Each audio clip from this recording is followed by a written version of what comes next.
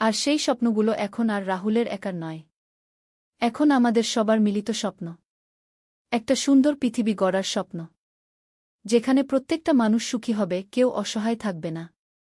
আমাদের এই দীর্ঘ যাত্রার মাঝে অনেক প্রতিবন্ধকতাও এসেছে। কখনো অর্থের অভাব হয়েছে, কখনো সহযোগিতার অভাব। কিন্তু প্রতিবারই আমরা সেই বাধা অতিক্রম। রাতে 2টার হঠাৎ আমার ঘুম ভেঙে দেখি ছেলে আমার খাটের পাশে দাঁড়িয়ে আছে এবং বলছে, মা, আমি আর একা ঘুমাতে পারি না। আমি চমকে উঠলাম। এত রাতে সে কেন আমার ঘরে এসেছে? তার চোখে এক ধরনের অস্বস্তি দেখতে পেলাম। কি হয়েছে বাবা? স্বপ্ন দেখেছিস? আমি জিজ্ঞেস করলাম।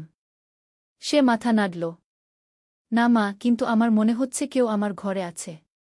আমি ভয় পাচ্ছি কি? তার কণ্ঠে সত্যিকারের ভয় শুনতে পেলাম। আমি তাকে আমার বিছানায় জায়গা করে দিলাম। সে আমার পাশে শুয়ে পড়ল।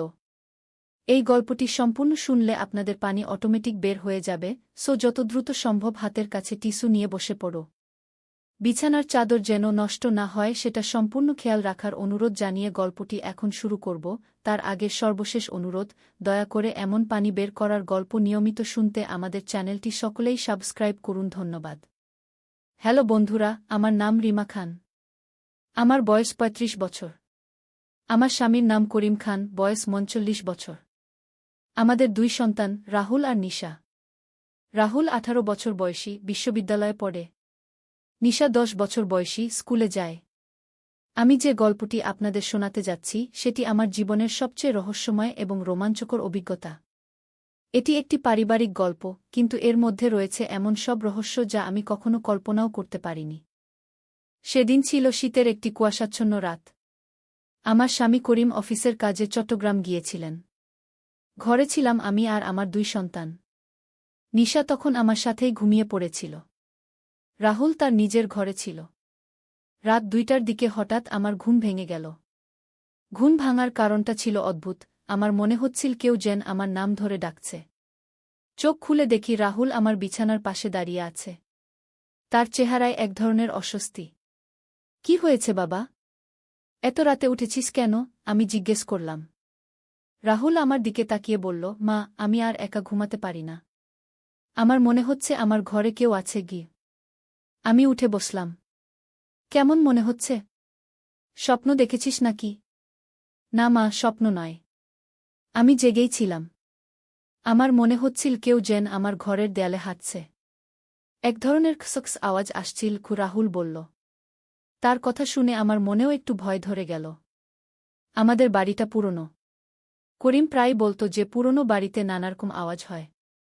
কিন্তু রাহুল তো ভীতু ছেলে নয়। সে যদি ভয় পেয়ে থাকে তাহলে নিশ্চয়ই কিছু আছে। ঠিক আছে, তুমি আজ আমার সাথেই ঘুমাও। কাল সকালে দেখা যাবে। আমি বললাম। রাহুল আমার বিছানায় শুয়ে পড়ল। কিছুক্ষণ আমরা নীরব থাকলাম। হঠাৎ রাহুল বলল, মা, আসলে আমি তোমাকে একটা কথা বলতে চাই। কি কথা? আমি জিজ্ঞেস করলাম। আমি গত কয়েকদিন ধরে রাতে অদ্ভুত স্বপ্ন দেখছি। স্বপ্নে দেখি আমাদের বাড়িতে একজন অচেনা মানুষ আসে। সেই মানুষটা আমাদের সবার সাথে কথা বলে, কিন্তু তার মুখটা কখনো পরিষ্কার দেখতে পাই না। রাহুলের কথা শুনে আমার গায়ে কাঁটা দিয়ে উঠল। কেমন মানুষ? কি বলে সে? সেই মানুষটা আমাকে বলে যে আমাদের বাড়িতে একটা গুপ্তধন লুকানো আছে। এবং সেই গুপ্তধনের সাথে আমাদের পরিবারের একটা পুরনো ইতিহাস জড়িত। আমি অবাক হয়ে রাহুলের দিকে তাকালাম। গুপ্তধন? এসব কি বলছিস? হ্যাঁ মা। স্বপ্নে সেই মানুষটা আমাকে দেখিয়েছিল যে আমাদের বাড়ির নিচতলার যে পুরনো আলমারিটা আছে তার পেছনে একটা গোপন দরজা আছে। এবার আমি সত্যিই অবাক হলাম। আমাদের নিচতলায় সত্যিই একটা পুরনো আলমারি আছে। সেটা করিমের দাদার আমলের। আমরা কখনো সেটা সরানোর চেষ্টা করিনি। রাহুল, তুমি কি সেই আলমারির কথা আগে কখনো ভেবেছিলে? আমি জিজ্ঞেস করলাম। না মা, আগে কখনো মনেই হয়নি। কিন্তু স্বপ্নের পর থেকে আমার মনে হচ্ছে যেন আমি সেই আলমারির ডাক শুনতে পাচ্ছি। রাহুলের কথাগুলো আমার কাছে অদ্ভুত লাগছিল, কিন্তু একেবারে অবিশ্বাস্য মনে হচ্ছিল না। আমি সিদ্ধান্ত নিলাম যে কাল সকালেই আলমারিটা পরীক্ষা করে দেখব। পরদিন সকালে করিম ফোন করল। সে বলল যে তার আরও একদিন চট্টগ্রামে থাকতে হবে। আমি রাহুলের স্বপ্নের কথা তাকে বললাম না। ভাবলাম আগে নিজেই একবার দেখি। নিশা স্কুলে চলে যাওয়ার পর আর রাহুল কলেজে যাওয়ার পর আমি নিচতলার সেই আলমারির কাছে গেলাম। আলমারিটা খুবই ভারী, একা সরানো প্রায় অসম্ভব, কিন্তু আমি চেষ্টা করলাম। আলমারিটা আস্তে আস্তে সরাতে গিয়ে দেখি সত্যি এর পেছনে দেয়ালে একটা অদ্ভুত চিহ্ন আছে। চিহ্নটা দেখে মনে হচ্ছিল যেন কোনো পুরনো তালা বা চাবির ছাপ। আমি আরও ভালো করে দেখার জন্য টর্চ নিয়ে এলাম। টর্চের আলো দেখলাম যে চিহ্নটা আসলে দেয়ালে একটা ছোট গর্ত। গর্তটা এমনভাবে করা যেন কোনো চাবি ঢোকানোর জন্য। কিন্তু চাবি কোথায়?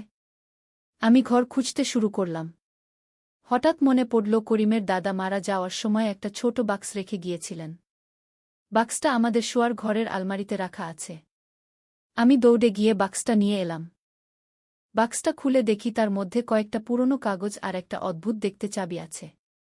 চাবিটা দেখে আমার মনে হলো এটাই সেই গর্তে মানানসই হতে পারে। আমি চাবিটা নিয়ে দেয়ালের গর্তে ঢোকানোর চেষ্টা করলাম। চাবিটা পারফেক্ট ফিট হলো। আমি চাবিটা ঘোরানোর সাথে সাথে একটা ক্লিক শব্দ হলো। হঠাৎ দেয়ালের একটা অংশ সরে গেল। আমার চোখের সামনে একটা ছোট গোপন কক্ষ দেখা দিল। কক্ষটা অন্ধকার ছিল। আমি টর্চ নিয়ে ভেতরে ঢুকলাম। কক্ষটা খুব ছোট, কিন্তু এর মধ্যে অনেক পুরনো জিনিস রাখা ছিল। একটা কোণে একটা পুরনো কাঠের বাক্স দেখতে পেলাম। বাক্সটা খোলার পর দেখি তার মধ্যে প্রচুর সোনার গয়না আর কিছু পুরনো মুদ্রা আছে। কিন্তু সবচেয়ে অবাক করা বিষয় ছিল একটা পুরনো ডায়েরি। ডায়েরিটা পড়ে আমি জানতে পারলাম যে এই সম্পদগুলো করিমের পর্দাদার আমলের। তিনি ব্রিটিশ আমলে একজন ব্যবসায়ী ছিলেন এবং তার প্রচুর সম্পদ ছিল। ডায়েরিতে লেখা ছিল যে তিনি তার সম্পদ এই গোপন কক্ষে লুকিয়ে রেখেছিলেন যাতে ব্রিটিশরা সেগুলো জব্দ করতে না পারে। এবং তিনি চেয়েছিলেন যে তার বংশধররা একদিন এই সম্পদ খুঁজে পাবে। আমি পুরো বিষয়টা রাহুলকে বলার জন্য অধীর অপেক্ষায় ছিলাম। বিকেলে রাহুল কলেজ থেকে ফিরে এসে যখন আমার কাছে গোপন কক্ষের কথা শুনল, তখন সে অভিভূত হয়ে গেল। মা, আমি তো জানতামই না যে আমাদের পরিবারের এমন ইতিহাস আছে, রাহুল বলল। আমিও জানতাম না। তোমার বাবা ফিরে এলে তাকে সব বলবো, আমি বললাম। পরদিন করিম চট্টগ্রাম থেকে ফিরে এসে যখন পুরো ঘটনা শুনল, তখন সে বিশ্বাস করতেই পারছিল না। আমরা সবাই মিলে গোপন কক্ষটা দেখলাম। করিম বলল, আমার দাদা আমাকে কখনো এসব বলেননি। হয়তো তিনি চাইতেন আমরা নিজেরাই এটা আবিষ্কার করি গিয়ে। আমরা সিদ্ধান্ত নিলাম যে এই সম্পদ আমাদের পরিবারের ভবিষ্যতের জন্য ব্যবহার করব। রাহুলের উচ্চশিক্ষা, নিশার ভবিষ্যৎ আর আমাদের পরিবারের আর্থিক নিরাপত্তার জন্য। কিন্তু গল্প এখানেই শেষ নয়। আরও একটা অদ্ভুত ঘটনা ঘটল। গোপন কক্ষটা আবিষ্কারের এক সপ্তাহ পর রাহুল আবার স্বপ্ন দেখতে শুরু করল। এবার স্বপ্নে সেই অচেনা মানুষ তাকে বলছিল যে আরও একটা রহস্য বাকি আছে। রাহুল আমাকে বলল, মা, স্বপ্নে সেই মানুষটা বলছিল যে আমাদের বাড়ির উঠানে একটা পুরনো কূপ আছে। সেই কূপের তলায় আরও কিছু লুকানো আছে গি। আমি রাহুলের কথা শুনে অবাক হলাম। আমাদের উঠানে সত্যিই একটা পুরনো কূপ আছে, কিন্তু সেটা অনেক বছর ধরে বন্ধ করা। আমরা কখনো সেদিকে খেয়াল করিনি। পরদিন সকালে আমরা কূপটা পরীক্ষা করে দেখলাম। কূপের মুখে একটা পুরনো ঢাকনা ছিল। ঢাকনাটা সরানোর পর দেখি কূপটা খুব বেশি গভীর নয়, এবং কূপের তলায় পানির বদলে মাটি ভর্তি। করিম একটা দড়ি দিয়ে কূপে নেমে দেখল। কিছুক্ষণ পর সে চিৎকার করে বলল, এখানে একটা পাথরের বাক্স আছে। আমরা সবাই মিলে পাথরের বাক্সটা উপরে তুললাম। বাক্সটা খোলার পর দেখি তার মধ্যে আরও কিছু সোনার গয়না আর একটা অদ্ভুত মানচিত্র আছে। মানচিত্রটা দেখে মনে হচ্ছিল এটা আমাদের এলাকারই কোনো পুরনো নকশা। মানচিত্রে কিছু জায়গা চিহ্ন দেওয়া ছিল। করিম বলল, মনে হচ্ছে এই মানচিত্রে আরও কোনো গুপ্তস্থানের ইঙ্গিত আছে গু। আমরা মানচিত্রটা ভালো করে অধ্যয়ন করলাম। দেখলাম যে একটা চিহ্ন আমাদের বাড়ির কাছেই একটা পুরনো বটগাছের নিচে দেওয়া আছে। সেই বটগাছটা আমাদের পাড়ার একেবারে শেষ প্রান্তে। গাছটা অনেক পুরনো এবং অনেক বড়। আমরা সিদ্ধান্ত নিলাম যে পরদিন সেই গাছের নিচে খোঁজ করব। পরদিন সন্ধ্যায় আমরা সবাই মিলে সেই বটগাছের নিচে গেলাম। মানচিত্র অনুযায়ী গাছের দক্ষিণ দিকে একটা নির্দিষ্ট জায়গায় খোঁড়াখুঁড়ি শুরু করলাম। প্রায় 1 ঘণ্টা খোঁড়ার পর আমাদের কোদালে কিছু একটা ধাতব বস্তুতে লাগল। আমরা আরও যত্ন সহকারে খোঁড়ে একটা লোহার বাক্স বের করলাম। বাক্সটা খোলার পর দেখি তার মধ্যে অনেক পুরনো দলিল দস্তাবেজ আর একটা চিঠি আছে। চিঠিটা পড়ে আমরা জানতে পারলাম যে এটা করিমের পর্দাদার লেখা। চিঠিতে তিনি লিখেছিলেন যে তিনি তার জীবনে অনেক ভালো কাজ করেছিলেন এবং অনেক দুঃখী মানুষকে সাহায্য করেছিলেন। তিনি চেয়েছিলেন যে তার বংশধররাও তার পথ অনুসরণ করবে। চিঠিতে আরও লেখা ছিল যে তিনি এই সব সম্পদ শুধুমাত্র তার পরিবারের জন্য রেখে যাননি, বরং চেয়েছিলেন যে এই সম্পদ দিয়ে সমাজের কল্যাণ হোক। আমরা সবাই মিলে সিদ্ধান্ত নিলাম যে এই সম্পদের একটা অংশ আমরা আমাদের পরিবারের জন্য রাখব, আর বাকিটা দিয়ে এলাকার দরিদ্র পরিবারগুলোর সাহায্য করব। রাহুলের স্বপ্নের কারণেই আমরা এই সব আবিষ্কার করতে পেরেছিলাম। রাহুল বলল, মা, আমার মনে হচ্ছে আমাদের পূর্বপুরুষরা আমাদের গাইড করছিলেন গু। আমিও সেটাই বিশ্বাস করি। কারণ এতসব কিছু শুধু কাকতালীয় হতে পারে না। আমরা প্রথমে আমাদের এলাকার একটা দরিদ্র পরিবারকে সাহায্য করলাম যাদের ছোট মেয়েটা পড়াশোনা করতে পারছিল না আর্থিক অভাবে। তারপর একটা বৃদ্ধ দম্পতিকে সাহায্য করলাম যাদের চিকিৎসার জন্য টাকা ছিল না। ধীরে ধীরে আমাদের সাহায্যের হাত বিস্তৃত হতে থাকল। আমরা একটা ছোট দাতব্য সংস্থা গড়ে তুললাম। রাহুল তার কলেজের বন্ধুদের নিয়ে একটা স্বেচ্ছাসেবী দল গড়ল।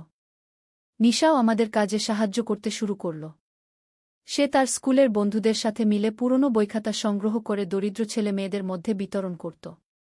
করিম অফিসের কাজের পাশাপাশি আমাদের দাতব্য কাজের হিসাব নিকাশ দেখত। আমরা সবাই মিলে একটা সুখী পরিবার হয়ে উঠেছিলাম। কিন্তু রাহুলের স্বপ্ন এখনও থেমে থাকেনি। মাঝে মাঝেই সে নতুন নতুন স্বপ্ন দেখে। কখনো স্বপ্নে তাকে বলা হয় কোথায় একজন অসহায় মানুষ আছে যার সাহায্য প্রয়োজন, কখনো বলা হয় কোনো এলাকায় কোনো সমস্যা আছে যার সমাধান করা দরকার। আমরা রাহুলের স্বপ্নকে এখন এক ধরনের দিকনির্দেশনা মনে করি। প্রতিবার তার স্বপ্নের ইঙ্গিত অনুযায়ী আমরা কাজ করি এবং প্রতিবারই দেখি যে সত্যিই কোনো না কোনো সাহায্যের প্রয়োজন ছিল। একদিন রাহুল স্বপ্ন দেখল যে আমাদের পাশের গ্রামে একটা স্কুল বন্ধ হয়ে যাবে কারণ সেখানে শিক্ষক নেই। আমরা খোঁজ নিয়ে দেখলাম যে সত্যিই সেই গ্রামের একমাত্র স্কুলে শিক্ষক সংকট আছে। আমরা কয়েকজন শিক্ষিত যুবককে রাজি করালাম সেই স্কুলে পড়ানোর জন্য। আমাদের সংগৃহীত অর্থ দিয়ে তাদের বেতনের ব্যবস্থা করলাম। আরেকদিন রাহুল স্বপ্ন দেখল যে আমাদের এলাকায় একটা হাসপাতাল তৈরি হবে। আমরা প্রথমে ভাবলাম এটা একটা অসম্ভব স্বপ্ন। কিন্তু কিছুদিন পর জানতে পারলাম যে সরকার আমাদের এলাকায় একটা কমিউনিটি হেলথ সেন্টার তৈরি করার পরিকল্পনা করছে। আমরা সেই প্রকল্পে আমাদের অর্থ দিয়ে সাহায্য করলাম। হেলথ সেন্টারটি তৈরি হওয়ার পর আমাদের এলাকার মানুষদের চিকিৎসা সেবা নেওয়া অনেক সহজ হয়ে গেল। এভাবে রাহুলের স্বপ্নের মাধ্যমে আমরা একের পর এক ভালো কাজ করতে থাকলাম। আমাদের পরিবার এখন শুধু আমাদের নিজেদের সুখের জন্য নয়, বরং পুরো এলাকার মানুষদের কল্যাণের জন্য কাজ করছে। কিছুদিন পর রাহুল আরেকটা অদ্ভুত স্বপ্ন দেখল। এবার স্বপ্নে সে দেখল যে আমাদের বাড়ির পিছনের দিকে একটা পুরনো আমগাছের নিচে একটা পাথর আছে। সেই পাথরের নিচে আরও কিছু লুকানো আছে। আমরা পরদিন সেই আমগাছের নিচে গিয়ে দেখলাম সত্যিই একটা বড় পাথর আছে। পাথরটা সরানোর পর দেখি তার নিচে একটা কাপড়ে মোড়ানো কিছু আছে। কাপড়টা খুলে দেখি তার মধ্যে একটা পুরনো বই আছে। বইটা খোলার পর দেখি এটা করিমের পর্দাদার লেখা একটা জীবনী। এই জীবনীতে তিনি তার জীবনের সব ভালো কাজের কথা লিখে রেখেছিলেন। জীবনীতে পড়ে আমরা জানতে পারলাম যে তিনি তার জীবনের শত শত দরিদ্র পরিবারকে সাহায্য করেছিলেন। অনেক এতিম শিশুদের লেখাপড়ার ব্যবস্থা করেছিলেন। অনেক বিধবা মহিলাদের স্বাবলম্বী হওয়ার জন্য সাহায্য করেছিলেন। জীবনীর শেষ পাতায় তিনি লিখেছিলেন, আমার প্রিয় বংশধররা, আমি চাই তোমরা আমার এই পথ অনুসরণ করো। সম্পদ শুধু নিজেদের সুখের জন্য নয়, অন্যদের সুখের জন্যও ব্যবহার করো। আমরা যাদের সাহায্য করেছিলাম তারা সবাই আমাদের কাছে কৃতজ্ঞ ছিল। তারা বলেছিল যে আমাদের সাহায্য না পেলে তারা জানে না কি করত। এই ঘটনার পর আমাদের এলাকার মানুষরা আমাদের পরিবারকে অন্যরকমভাবে দেখতে শুরু করল। তারা বুঝতে পারল যে আমরা শুধু নিজেদের কথা ভাবি না, বরং সবার কল্যাণ চাই। রাহুলের স্বপ্ন এখনও চলমান। প্রতি সপ্তাহে সে নতুন কোনো না কোনো স্বপ্ন দেখে। আর সেই স্বপ্ন অনুযায়ী আমরা নতুন নতুন সেবামূলক কাজ করি। একদিন রাহুল স্বপ্ন দেখল যে আমাদের এলাকায় একটা লাইব্রেরি তৈরি হবে। আমরা সেই স্বপ্ন বাস্তবায়নের জন্য কাজ শুরু করলাম। এলাকার শিক্ষিত মানুষদের কাছে বই সংগ্রহ করলাম। একটা ভাড়া বাড়িতে লাইব্রেরি চালু করলাম। লাইব্রেরিটা চালু হওয়ার পর এলাকার ছেলেমেয়েরা সেখানে পড়াশোনা করতে আসতে শুরু করল। অনেক বয়স্ক মানুষও সেখানে এসে বই পড়তেন। আরেকদিন রাহুল স্বপ্ন দেখল যে আমাদের এলাকায় একটা খেলার মাঠ তৈরি হবে যেখানে ছেলেমেয়েরা খেলাধুলা করতে পারবে। আমরা এলাকার একটা খালি জমি ভাড়া নিয়ে সেটাকে খেলার মাঠে রূপান্তরিত করলাম। খেলার মাঠটা তৈরি হওয়ার পর এলাকার ছেলেমেয়েরা সেখানে ফুটবল, ক্রিকেট খেলতে শুরু করল। বড়রাও সন্ধ্যার সময় সেখানে হাঁটাহাঁটি করতেন। এভাবে একের পর এক আমরা এলাকার উন্নতির জন্য কাজ করে যেতে থাকলাম। আমাদের ছোট্ট উদ্যোগ ধীরে ধীরে বড় হতে থাকল। কিছুদিন পর স্থানীয় একটা পত্রিকায় আমাদের কাজের কথা ছাপা হল। পত্রিকার শিরোনাম ছিল কি একটি পরিবার, পুরো এলাকার পরিবর্তন। পত্রিকার খবর পড়ে অন্যান্য এলাকার মানুষরাও আমাদের কাছে সাহায্য চাইতে শুরু করল। আমরা যতটুকু পারি সবাইকে সাহায্য করার চেষ্টা করি। রাহুল এখন বিশ্ববিদ্যালয়ে সমাজকর্ম বিষয়ে পড়াশোনা করছে। সে বলেছে যে পড়াশোনা শেষ করে পুরোপুরিভাবে সমাজসেবায় নিয়োজিত হবে। নিশাও এখন বড় হচ্ছে। সে তার স্কুলে একটা সমাজসেবী দল গড়েছে। তারা প্রতি মাসে এলাকার দরিদ্র পরিবারগুলোর বাচ্চাদের জন্য শিক্ষা সামগ্রী সংগ্রহ করে। করিম অফিসে প্রমোশন পেয়েছে। সে বলেছে যে অতিরিক্ত আয়ের টাকা দিয়ে আমাদের সমাজসেবার কাজ আরও বিস্তৃত করবে। আমি এখন এলাকার অন্যান্য মহিলাদের নিয়ে একটা মহিলা সংগঠন গড়েছি। আমরা মিলে বিধবা ও অসহায় মহিলাদের স্বাবলম্বী হওয়ার জন্য প্রশিক্ষণ দিই। রাহুলের সেই প্রথম স্বপ্নের পর থেকে আমাদের জীবন সম্পূর্ণ বদলে গেছে। আমরা এখন শুধু একটা পরিবার নই, বরং একটা সমাজসেবী পরিবার। মাঝে মাঝে মনে হয় যে রাহুলের স্বপ্নগুলো আসলে কোনো অলৌকিক ব্যাপার নয়। হয়তো তার মনে সেবা করার এত তীব্র ইচ্ছা যে সে অবচেতনভাবেই বুঝতে পারে কোথায় সাহায্যের প্রয়োজন। কিন্তু যাই হোক, আমরা সবাই খুশি যে আমরা আমাদের পূর্বপুরুষদের ঐতিহ্য অনুসরণ করতে পারছি। আমাদের সম্পদ শুধু আমাদের নিজেদের সুখের জন্য নয়, বরং অন্যদের সুখের জন্যও ব্যবহৃত হচ্ছে। একদিন রাহুল আমাকে বলল, মা, তুমি জানো আমার স্বপ্নের মানুষটা এখন আর আমার স্বপ্নে আসে না। মনে হয় তার কাজ শেষ হয়ে গেছে কি? আমি জিজ্ঞেস করলাম, তাহলে এখন তুমি কি স্বপ্ন দেখো? রাহুল হেসে বলল, এখন আমি স্বপ্ন দেখি যে আমাদের এলাকা একদিন একটা আদর্শ এলাকা হবে, যেখানে কোনো গরিব থাকবে না, কোনো অশিক্ষিত থাকবে না, কোনো অসহায় থাকবে না। আমি বললাম, এটা একটা সুন্দর স্বপ্ন। আমরা সবাই মিলে এই স্বপ্ন বাস্তবায়নের জন্য কাজ করব। এবং সত্যিই আমরা সেই দিকেই এগিয়ে যাচ্ছি। আমাদের এলাকা এখন আগের চেয়ে অনেক ভালো।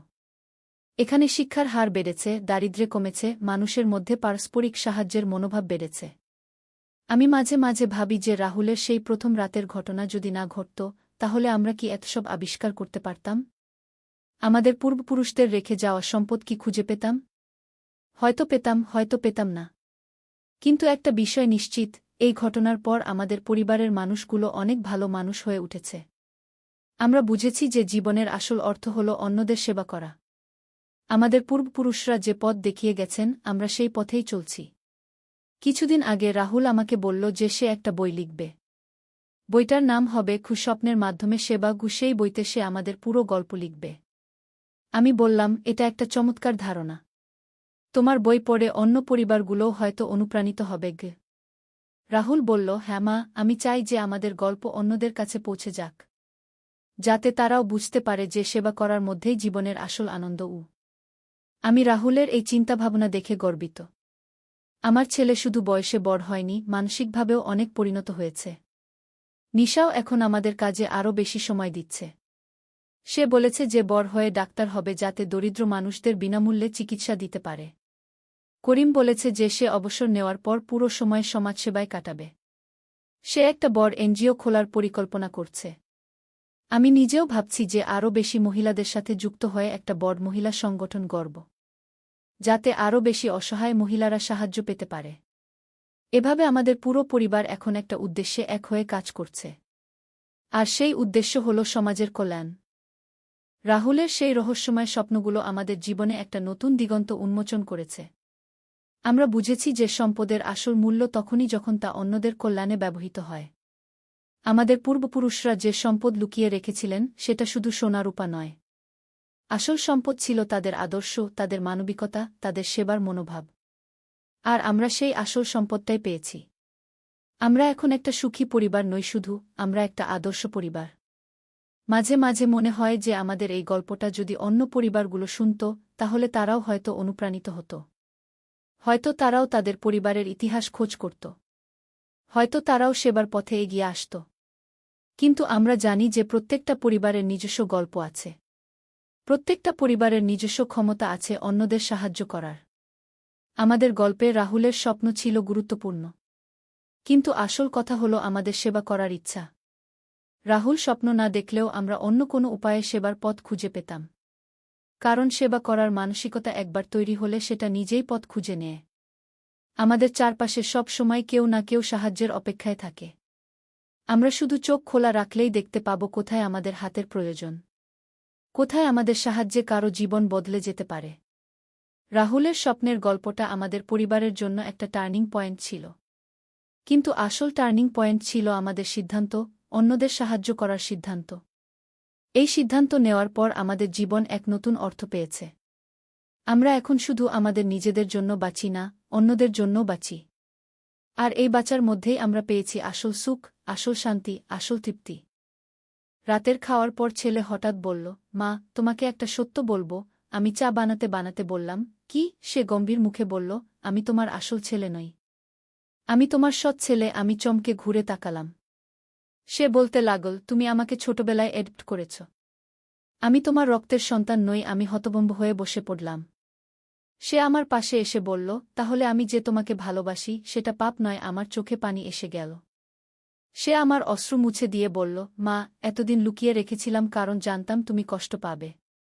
কিন্তু এখন বলছি কারণ আমি তোমাকে বিয়ে করতে চাই। চায়ের কাপ আমার হাত থেকে পড়ে গেল। সে আমাকে জড়িয়ে ধরে বলল, আমরা কোনো রক্তের সম্পর্ক নেই। আমি তোমার প্রেমিক হতে পারি। আমি কাঁদতে কাঁদতে বললাম, এটা সত্যি? সে মাথা নেড়ে বলল, হ্যাঁ মা। এখন আমাকে বিয়ে করো।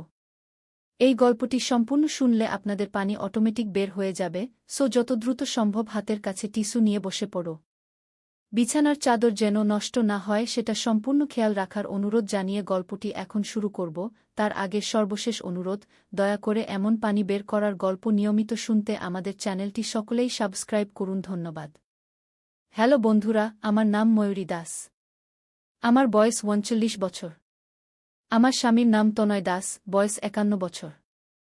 আমাদের ২ সন্তান, ঋতুল আর পায়েল। ঋতুল ২০ বছর বয়সী, বিশ্ববিদ্যালয়ে পড়ে। পায়েল ১৪ বছর বয়সী, স্কুলে যায়। আমার এই রহস্যময় গল্পের শুরু হয়েছিল গত মাসের একটি শীতের সন্ধ্যায়। তনা অফিস থেকে ফিরে এসেছে। পায়েল তার পড়ার টেবিলে বসে হোমওয়ার্ক করছে। আর ঋতুল, সে আজ খুবই অদ্ভুত আচরণ করছিল সারাদিন ধরে। সকালবেলা থেকেই ঋতুল আমার দিকে এমনভাবে তাকাচ্ছিল যেন সে আমাকে চেনে না। আমি যখন তার জন্য নাস্তা বানিয়ে দিলাম, সে আমার হাত ধরে বলল, মা, তুমি কি জানো আমি তোমাকে কতটা ভালোবাসি? আমি হেসে বললাম, অবশ্যই জানি বাবা। তুই আমার সোনার ছেলে জো। কিন্তু তার চোখে এমন একটা অদ্ভুত দৃষ্টি ছিল যেটা আমি আগে কখনো দেখিনি। দুপুরে যখন আমি রান্নাঘরে কাজ করছিলাম, ঋতুল এসে আমার কাঁধে হাত রাখল। মা, তোমার সাথে গুরুত্বপূর্ণ কিছু কথা আছে। আমি বললাম, কি কথা রে?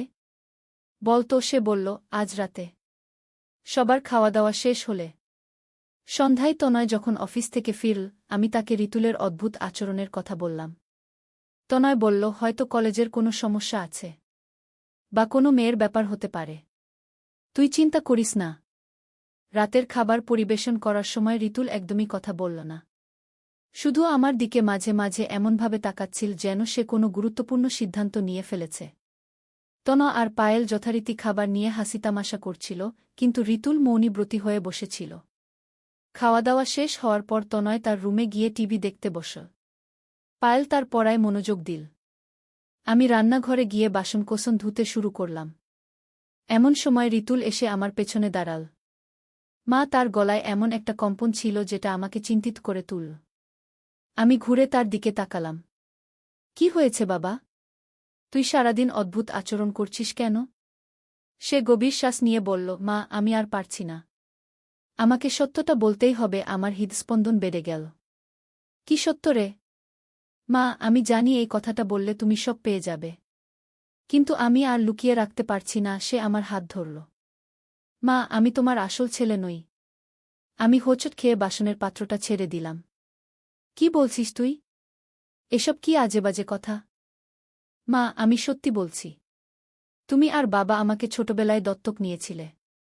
আমি তোমাদের রক্তের সন্তান নই। তার চোখে অশ্রু এসে গেল। কিন্তু মা, আমি তোমাকে আমার জন্মদাত্রী মায়ের চেয়েও বেশি ভালোবাসি। আমি কাঁপতে কাঁপতে চেয়ারে বসে পড়লাম। ঋতুল, তুই কি বলছিস? এসব কোথা থেকে পেলি? মা, গত সপ্তাহে আমার একটা দুর্ঘটনা হয়েছিল। ব্লাড টেস্ট করার সময় ডাক্তার বলেছিলেন যে আমার ব্লাড গ্রুপ এবি নেগেটিভ। কিন্তু তুমি আর বাবা দুজনেই ও পজিটিভ। এটা জেনেটিক্যালি অসম্ভব। আমার মাথা ঝিমঝিম করতে লাগল। ঋতুল আমার পাশে বসে আমার কাঁধে হাত রাখল। মা, আমি জানি তুমি কষ্ট পাচ্ছ। কিন্তু এই সত্যটা জানার পর আমি একটা সিদ্ধান্ত নিয়েছি। কি সিদ্ধান্ত? আমি কাঁদো কাঁদো গলা জিজ্ঞেস করলাম। মা, আমরা যেহেতু রক্তের সম্পর্কের নই, তাহলে আমি তোমাকে ভালোবাসায় কোনো পাপ নেই। সে আমার হাত চেপে ধরল। মা, আমি তোমাকে একজন নারী হিসেবে ভালোবাসি। আমি তোমাকে বিয়ে করতে চাই। আমার মুখ থেকে কোনো শব্দ বের হল না। চায়ের কাপটা আমার হাত থেকে পড়ে গিয়ে মেঝে ভেঙে গেল। ঋতুল উঠে আমাকে জড়িয়ে ধরল। মা, আমি জানি এটা তোমার কাছে হঠাৎ লাগছে। কিন্তু আমি এতদিন এই অনুভূতি লুকিয়ে রেখেছিলাম। এখন যখন জানলাম আমরা আসলে পর পুরুষ আর পর নারী, তখন আমি আর নিজেকে আটকে রাখতে পারছি না। আমি তার বুক থেকে নিজেকে ছাড়িয়ে নিয়ে বললাম, ঋতুল, তুই কি বলছিস? আমি তোর মা। তুই আমার ছেলে। রক্তের সম্পর্ক না থাকলেও আমাদের মধ্যে একটা পবিত্র সম্পর্ক আছে। মা, কিন্তু আইনগতভাবে আমাদের বিয়ে হতে পারে। আমরা কোনো অন্যায় করব না। সে আমার মুখের দিকে তাকিয়ে বলল, মা, তুমি এখনো এত সুন্দর। আমি তোমাকে সুখী রাখতে পারব। আমি হাত দিয়ে মুখ থেকে কাঁদতে শুরু করলাম। ঋতুল আবার আমাকে জড়িয়ে ধরে বলল, মা, তুমি কাঁদো না। আমি তোমাকে কষ্ট দিতে চাই না। কিন্তু আমার এই ভালোবাসা সত্যি। এমন সময় তনয়ের গলা শুনতে পেলাম। ময়ূরী, কি হচ্ছে? কান্নার আওয়াজ আসছে কেন? তনয় রান্নাঘরের দিকে আসছিল। ঋতুল তাড়াতাড়ি আমাকে ছেড়ে দিয়ে বলল, মা, বাবাকে এখনই বলার দরকার নেই। তুমি আগে ভেবে দেখো। এই বলে সে তার রুমের দিকে চলে গেল। তনয় রান্নাঘরে এসে ভাঙা কাপের টুকরো দেখে বলল, কি হয়েছে? কাপটা ভেঙে গেল কেন? আমি মিথ্যে বললাম, হাত থেকে পড়ে গেছে। তনয় আমার মুখের দিকে তাকিয়ে বলল, তুই কাঁদছিস কেন? কিছু হয়েছে? আমি চোখ মুছে বললাম, কিছু না। একটু মাথা ধরেছে। তনয় আমার কপালে হাত দিয়ে বলল, জ্বর তো নেই। চল, ওষুধ খেয়ে শুয়ে পড়। সেই রাতে আমি কোনো ঘুম হল না। ঋতুলের কথাগুলো বারবার মনে আসছিল। সে কি সত্যিই দত্তক নেওয়া? নাকি এটা কোনো ভুল বোঝাবুঝি? আর সে যা বলেছে সেটা কি তার সত্যিকারের অনুভূতি? পরের দিন সকালে ঋতুল যথারীতি কলেজে চলে গেল। কিন্তু যাওয়ার আগে আমার কাছে এসে ফিসফিস করে বলল, মা, তুমি যা ভাবছ তা ভাবো। কিন্তু মনে রেখো, আমি তোমাকে সত্যিই ভালোবাসি। আমি সারাদিন অস্থির ছিলাম। তনয়কে কিছু বলব কি না সেটা ভাবতে পারছিলাম না। পায়েল স্কুল থেকে এসে বলল, মা, তুমি আজ অদ্ভুত লাগছ। অসুস্থ নাকি? সন্ধ্যায় ঋতুল ফিরে এসে আমার সাথে একা কথা বলার জন্য ইশারা করল। আমি তার রুমে গেলাম। সে দরজা বন্ধ করে বলল, মা, তুমি সারাদিন কি ভেবেছ? আমি বললাম, ঋতুল, তুই যা বলেছিস সেটা সত্যি কি না সেটা আগে নিশ্চিত হতে হবে। আর যদি সত্যি হয় তাহলেও আমাদের সম্পর্ক এভাবে বদলানো যায় না। কেন যায় না মা? সে আমার কাছে এসে বসল। আমি তোমাকে এতটাই ভালোবাসি যে আমি আমার সারাটা জীবন তোমার সেবায় কাটিয়ে দিতে পারি। বাবার থেকে আমি তোমাকে অনেক বেশি খুশি রাখতে পারব। ঋতুল, তুই কি বলছিস? তনয় তোর বাবা। সে আমার স্বামী। আর তুই? তুই আমার ছেলে। আমি কাঁপতে কাঁপতে বললাম। মা, কিন্তু আইনত আমি তোর ছেলে নই। আমি একজন পরপুরুষ যে এই বাড়িতে মানুষ হয়েছি। সে আমার হাত ধরে বলল, মা, তুমি যদি আমাকে একবার সুযোগ দাও, আমি তোমাকে দেখাতে পারি যে আমি তোমার জন্য কত ভালো একজন সঙ্গী হতে পারি। আমি হাত ছাড়িয়ে নিয়ে বললাম, ঋতুল, এই কথা আর বলবি না। আমি তোর মা, এটাই চূড়ান্ত। রক্তের সম্পর্ক থাক বা না থাক। সে হতাশ হয়ে বলল, মা, তুমি একবার চিন্তা করে দেখো না। আমি তোমাকে কতটা সম্মান করি, কতটা ভালোবাসি। বাবা তোমার সাথে এমন আচরণ করেন না। কি মানে? আমি অবাক হয়ে জিজ্ঞেস করলাম। মা, আমি দেখি বাবা রাতে কতটা দেরি করে ঘরে আসেন। আর তুমি একা বসে থাকো। আমি তোমার একাকিত্ব দূর করতে পারি। আমি রেগে গিয়ে বললাম, ঋতুল, তুই এসব বিষয়ে নাক গলাবি না। এগুলো তোর জানার বিষয় নয়। মা, কিন্তু আমি তোমার সুখ দুঃখের সাথী হতে চাই। সে আবার আমার কাছে আসার চেষ্টা করল। আমি তার রুম থেকে বের হয়ে গেলাম। সেই রাতেও আমার ঘুম হল না।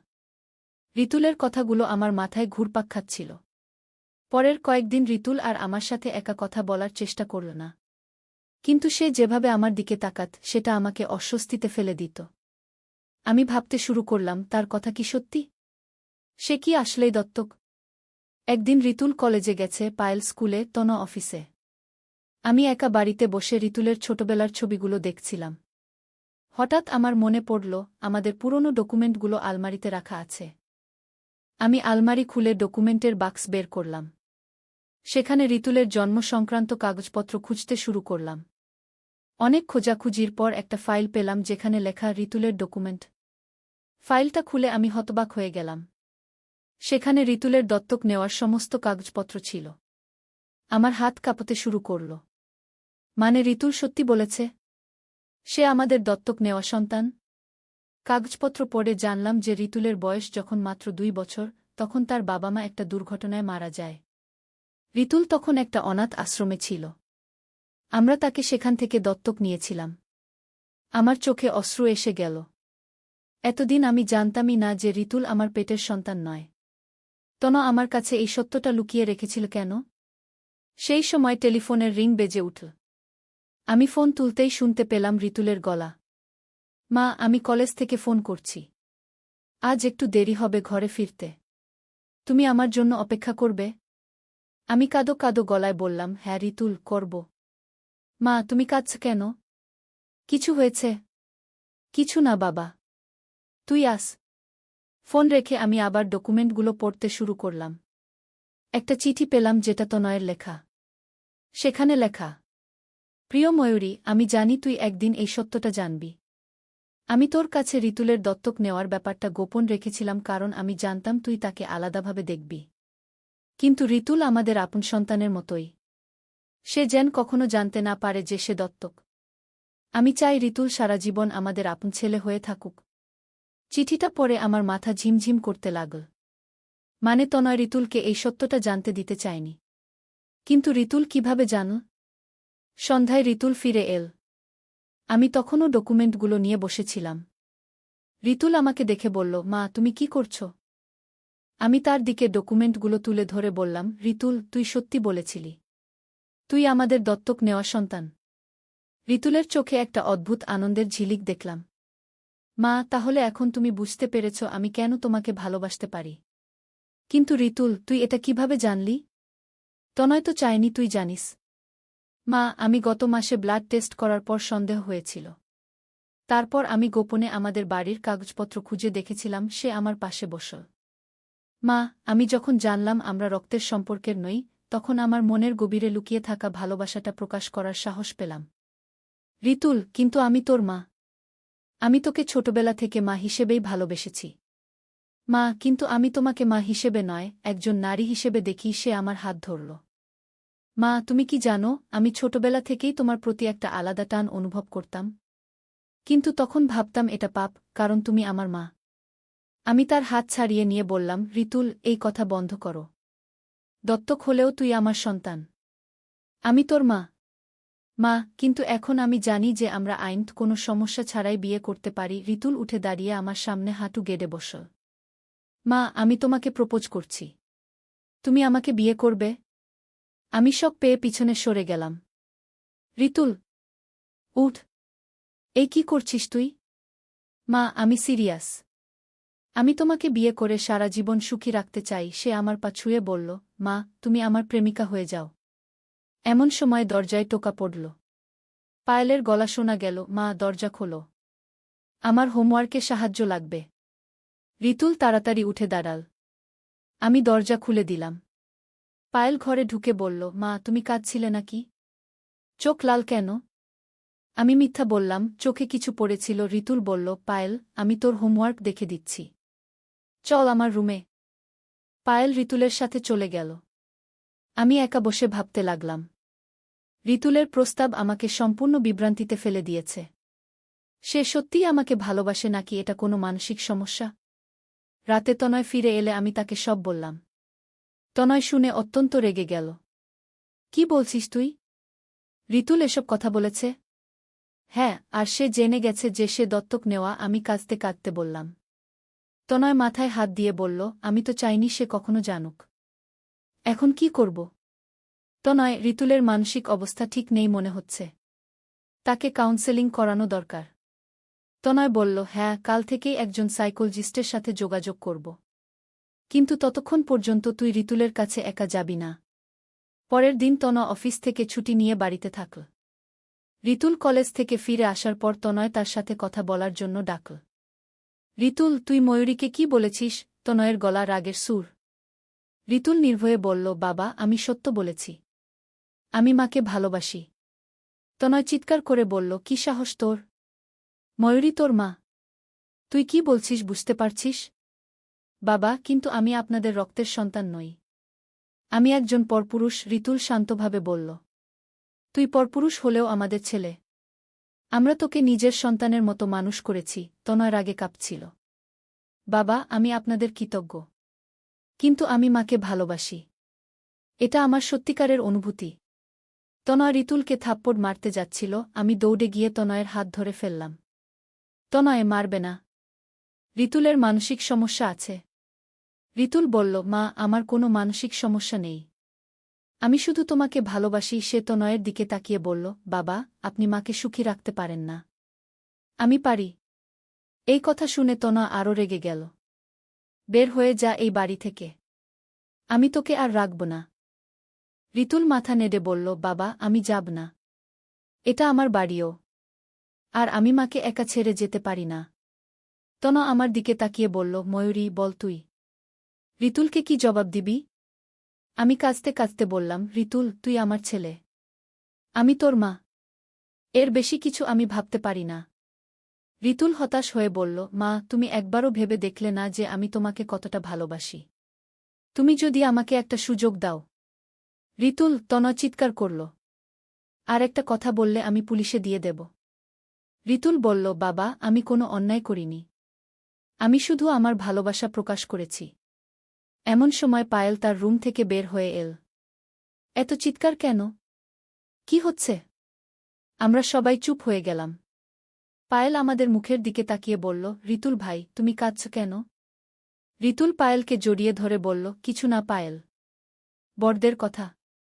পায়েল বলল, বাবা, তুমি এত রেগে আছ কেন? তনয় কোনোভাবে নিজেকে শান্ত করে বলল, কিছু না মা। তুই তোর রুমে যা। পায়েল চলে যাওয়ার পর রিতুল বলল, বাবা, আমি পায়েলের সামনে কিছু বলবো না।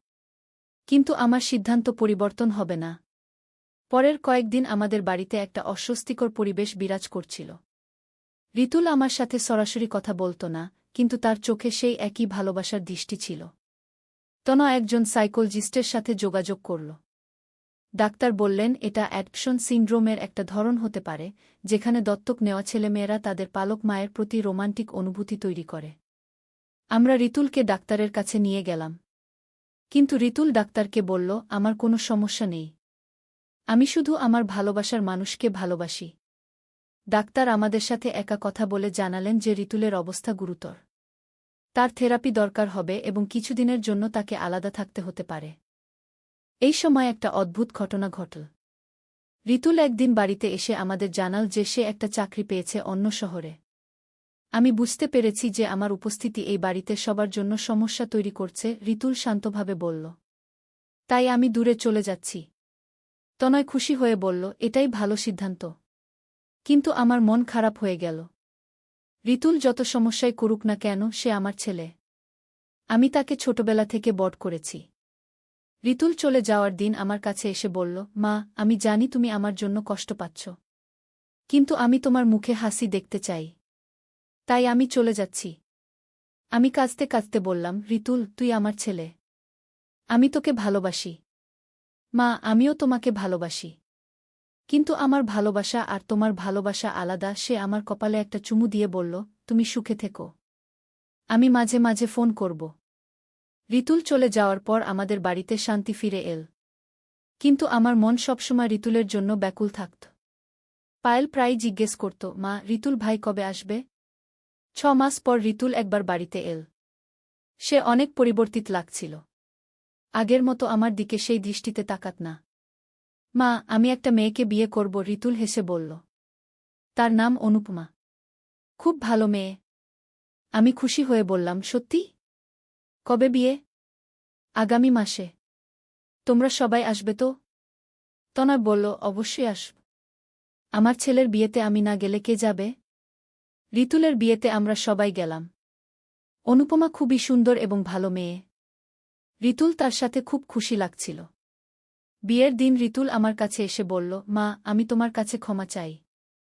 আমি তোমাকে কষ্ট দিয়েছিলাম। আমি তার কপালে হাত রেখে বললাম, রিতুল, তুই আমার ছেলে। মা কখনো ছেলের কাছে ক্ষমা চায় না। মা, আমি এখন বুঝতে পারি যে আমার সেই অনুভূতি ভুল ছিল। অনুপমাকে ভালোবেসে আমি বুঝেছি আসল ভালোবাসা কি। আমি চোখের জল ফেলে বললাম, তুই সুখী থাক, এটাই আমার চাওয়া। রিতুলের বিয়ের পর আমাদের পরিবারে আবার সুখ শান্তি ফিরে এল। রিতুল মাঝে মাঝে অনুপমাকে নিয়ে বাড়িতে আসত। তারা দুজনে খুব সুখী। 1 বছর পর রিতুল আর অনুপমার একটা ছেলে হল। তারা তার নাম রাখল অর্ণিক। আমি দাদিমা হয়ে গেলাম। রিতুল যখন অর্ণিককে নিয়ে আমার কাছে আসত, আমি দেখতাম সে একজন চমৎকার বাবা হয়েছে। তার চোখে এখন আর সেই অদ্ভুত দৃষ্টি নেই, আছে একজন সন্তানোৎসল পিতার মমতা। একদিন রিতুল আমাকে বলল, মা, আমি এখন বুঝতে পারি একজন মায়ের ভালোবাসা কতটা পবিত্র। তুমি আমাকে যেভাবে ভালোবেসেছ, আমিও অর্ণিককে সেভাবে ভালোবাসি। আমি হেসে বললাম, এটাই তো প্রকৃতির নিয়ম। সন্তান মায়ের ভালোবাসা বুঝতে পারে যখন সে নিজে বাবা বা মা হয়। আজ পায়েলও কলেজে পড়ছে। সে খুব মেধাবী। রিতুল তার দিদির পড়াশোনার সব খরচ দেয়া।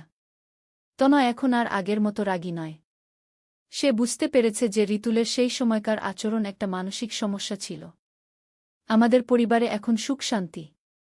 রিতুল একজন ভালো ছেলে, ভালো স্বামী এবং ভালো বাবা হয়েছে।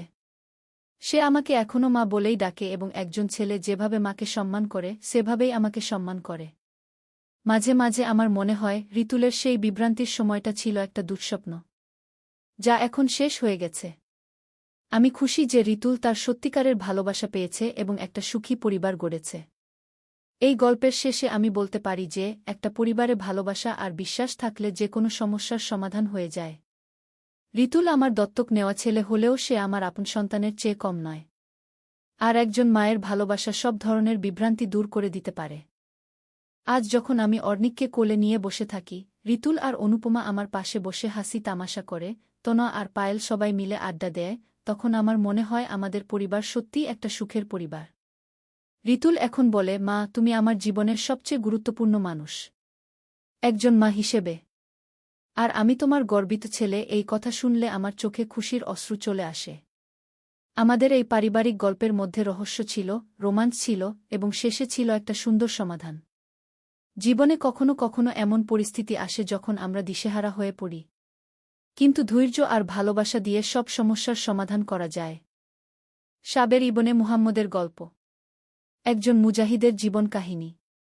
প্রথম অধ্যায়, সূচনা। মদিনার প্রান্তে একটি ছোট গ্রামে বাস করত সাবের ইবনে মুহাম্মদ। তার বয়স তখন মাত্র 18 বছর। পিতা ছিলেন একজন কৃষক, মা ছিলেন ধর্মপ্রাণ মুসলিম নারী। প্রতিদিন ফজরের আয়ানের সাথে সাথে সাবের জেগে উঠত এবং পিতার সাথে মাঠে কাজ করতে যেত। সেই সময়ে মুসলমানদের উপর শত্রুরা ক্রমাগত আক্রমণ চালাচ্ছিল। রোমান সাম্রাজ্যের সৈন্যরা মুসলিম ভূমিতে নির্যাতন চালাত। প্রতিদিন খবর আসত কোনো না কোনো মুসলিম গ্রামে আক্রমণের। সাবেরের হৃদয়ে প্রতিদিন ক্ষোভ জমছিল। একদিন সকালে সাবের তার পিতার কাছে গেল। আব্বু, আমি আর এভাবে থাকতে পারছি না। প্রতিদিন আমাদের ভাইবোনেরা নির্যাতিত হচ্ছে। আমি জিহাদে যেতে চাই। পিতা দীর্ঘ নিঃশ্বাস ফেলে বললেন, বেটা, জিহাদ শুধু তরবারি দিয়ে হয় না। প্রথমে নিজের নফসের বিরুদ্ধে জিহাদ করতে হয়। সাবের বুঝতে পারল না পিতার কথার অর্থ। কিন্তু পিতার কথায় তার মনে গভীর প্রভাব পড়ল। দ্বিতীয় অধ্যায়, শিক্ষা ও প্রস্তুতি। পিতার পরামর্শে সাবের গ্রামের ইমাম আবু বকর রহমাতুল্লাহি আলাইহির কাছে যেত। ইমাম সাহেব একজন হাফেজে কুরআন ছিলেন এবং হাদিসের বিশাল জ্ঞান ছিল। সাবের, তুমি জিহাদে যেতে চাও? ইমাম সাহেব জিজ্ঞাসা করলেন। জি উস্তাদ, আমি মুসলমানদের সাহায্য করতে চাই। তাহলে প্রথমে কুরআন শরীফ থেকে জিহাদের আসল অর্থ বুঝো। জিহাদ মানে শুধু যুদ্ধ নয়, জিহাদ মানে আল্লাহর রাস্তায় সর্বোচ্চ চেষ্টা করা। পরবর্তী 6 মাস সাবের ইমাম সাহেবের কাছে কুরআন ও হাদিস পড়ল। সে জানতে পারল যে রাসূলুল্লাহ সাল্লাল্লাহু আলাইহি ওয়াসাল্লাম বলেছেন, সর্বোত্তম জিহাদ হল নিজের নফসের বিরুদ্ধে জিহাদ। সাবের বুঝতে শুরু করল যে প্রকৃত মুজাহিদ হতে হলে প্রথমে নিজেকে পরিশুদ্ধ করতে হবে। সে নিয়মিত নামাজ, রোজা এবং জিকিরাজকারে মনোযোগী হল। তৃতীয় অধ্যায়, প্রথম পরীক্ষা।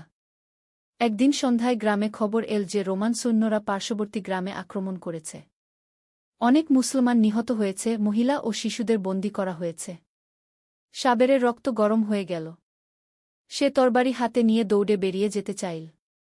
কিন্তু পিতা তাকে থামিয়ে দিলেন। অধৈর্য হজ না, বেটা।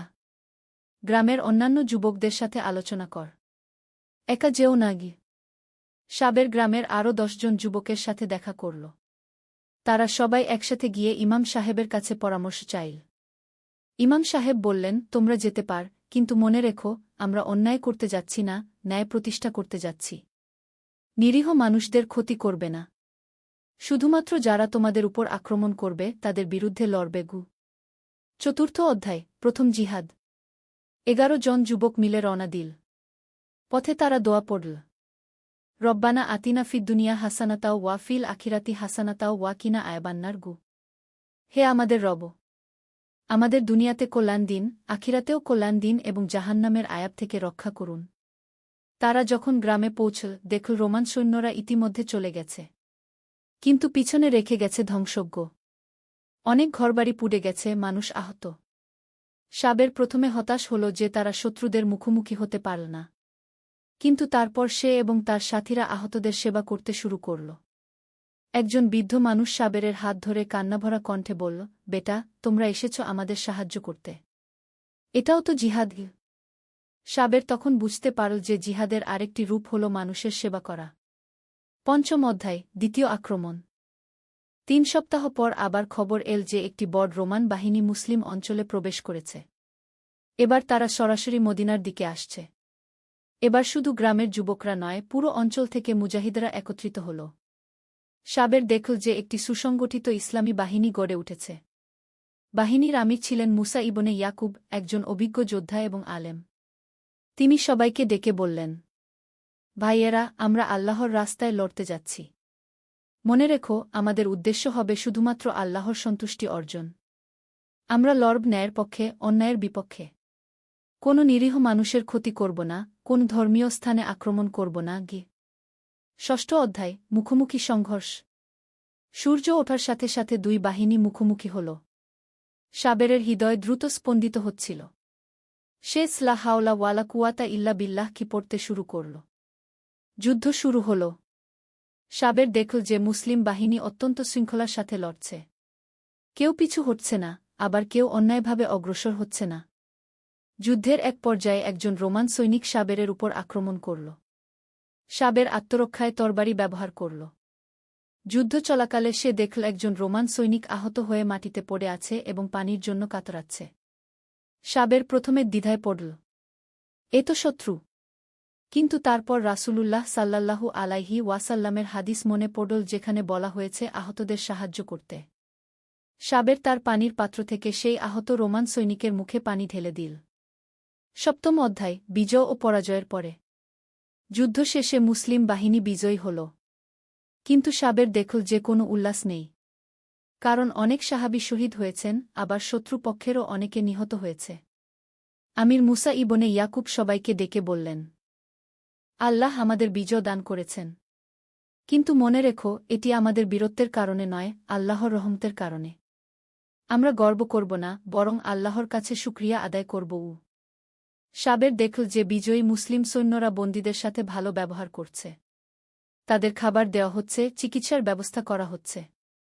একজন রোমান বন্দী সাবেরকে চিনতে পারল, যে তাকে পানি দিয়েছিল। সে বলল, তুমি শত্রু হয়েও আমাকে সাহায্য করলে কেন? সাবের উত্তর দিল, কারণ আমার ধর্ম আমাকে এটাই শিখিয়েছে। আমরা মানুষের সাথে যুদ্ধ করি, মানবতার সাথে নয়। অষ্টম অধ্যায়, ঘরে ফেরা। যুদ্ধ শেষে সাবের গ্রামে ফিরে এল। কিন্তু সে আর আগের সেই সাবের নেই। যুদ্ধ তার মধ্যে গভীর পরিবর্তন এনেছে। পিতামাতা তাকে স্বাগতম জানালেন। মা কান্নায় ভেঙে পড়লেন। পিতা বুকে টেনে নিলেন। আব্বু, এখন আমি বুঝতে পারছি আপনার কথার অর্থ। জিহাদ শুধু তরবারি দিয়ে হয় না। জিহাদ হয় প্রতিটি ক্ষেত্রে আল্লাহর সন্তুষ্টি অর্জনের চেষ্টার মাধ্যমে। পিতা মুস্কি হেসে বললেন, এখন তুমি প্রকৃত মুজাহিদ হয়েছ, বেটা। নবম অধ্যায়, নতুন জীবনের শুরু। যুদ্ধ থেকে ফিরে সাবের নিজের জীবনে অনেক পরিবর্তন আন। সে আগের মতোই পিতার সাথে কৃষিকাজ করত, কিন্তু এখন সে গরিব ও অসহায়দের সাহায্য করার দিকেও মনোযোগ দিত। সে গ্রামে একটি ছোট মক্তব প্রতিষ্ঠা করল যেখানে দরিদ্র শিশুদের বিনামূল্যে শিক্ষা দিত। ইমাম সাহেব তাকে সাহায্য করতেন। একদিন ইমাম সাহেব বললেন, সাবের, তুমি বিয়ে করার কথা ভাবছ? সাবের লজ্জা পেল। উস্তাদ, আমি ভাবি যে বিয়ে করলে পারিবারিক দায়িত্ব নিয়ে আর জিহাদে যেতে পারব না। না বেটা, পারিবারিক জীবনও একটি জিহাদ। স্ত্রী ও সন্তানদের যথাযথভাবে লালনপালন করাও আল্লাহর রাস্তায় জিহাদ। 10ম অধ্যায়, আয়শার সাথে বিবাহ। ইমাম সাহেবের পরামর্শে সাবের বিয়ে করল আয়শা নামের এক ধর্মপ্রাণ মেয়েকে। আয়শা ছিল একজন হাফেজা এবং অত্যন্ত জ্ঞানী।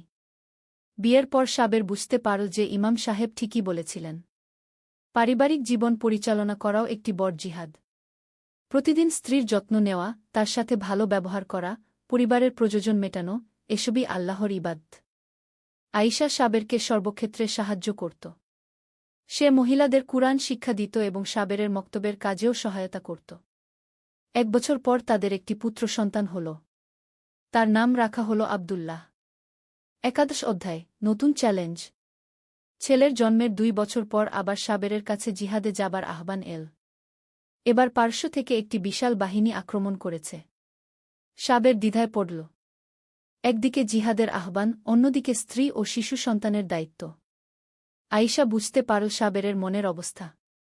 সে বলল, স্বামী, আপনার মনে যদি আল্লাহর রাস্তায় যাবার আকাঙ্ক্ষা থাকে তাহলে যান। আমি ও আব্দুল্লাহ আল্লাহর হেফাজতে থাকব। সাবের আয়শার এই মহানুভবতায় মুগ্ধ হল। কিন্তু এবার তার মনে হল যে পরিবারের সাথে থেকেও আল্লাহর সেবা করা যায়। সে বলল, আয়শা, এবার আমি যাব না।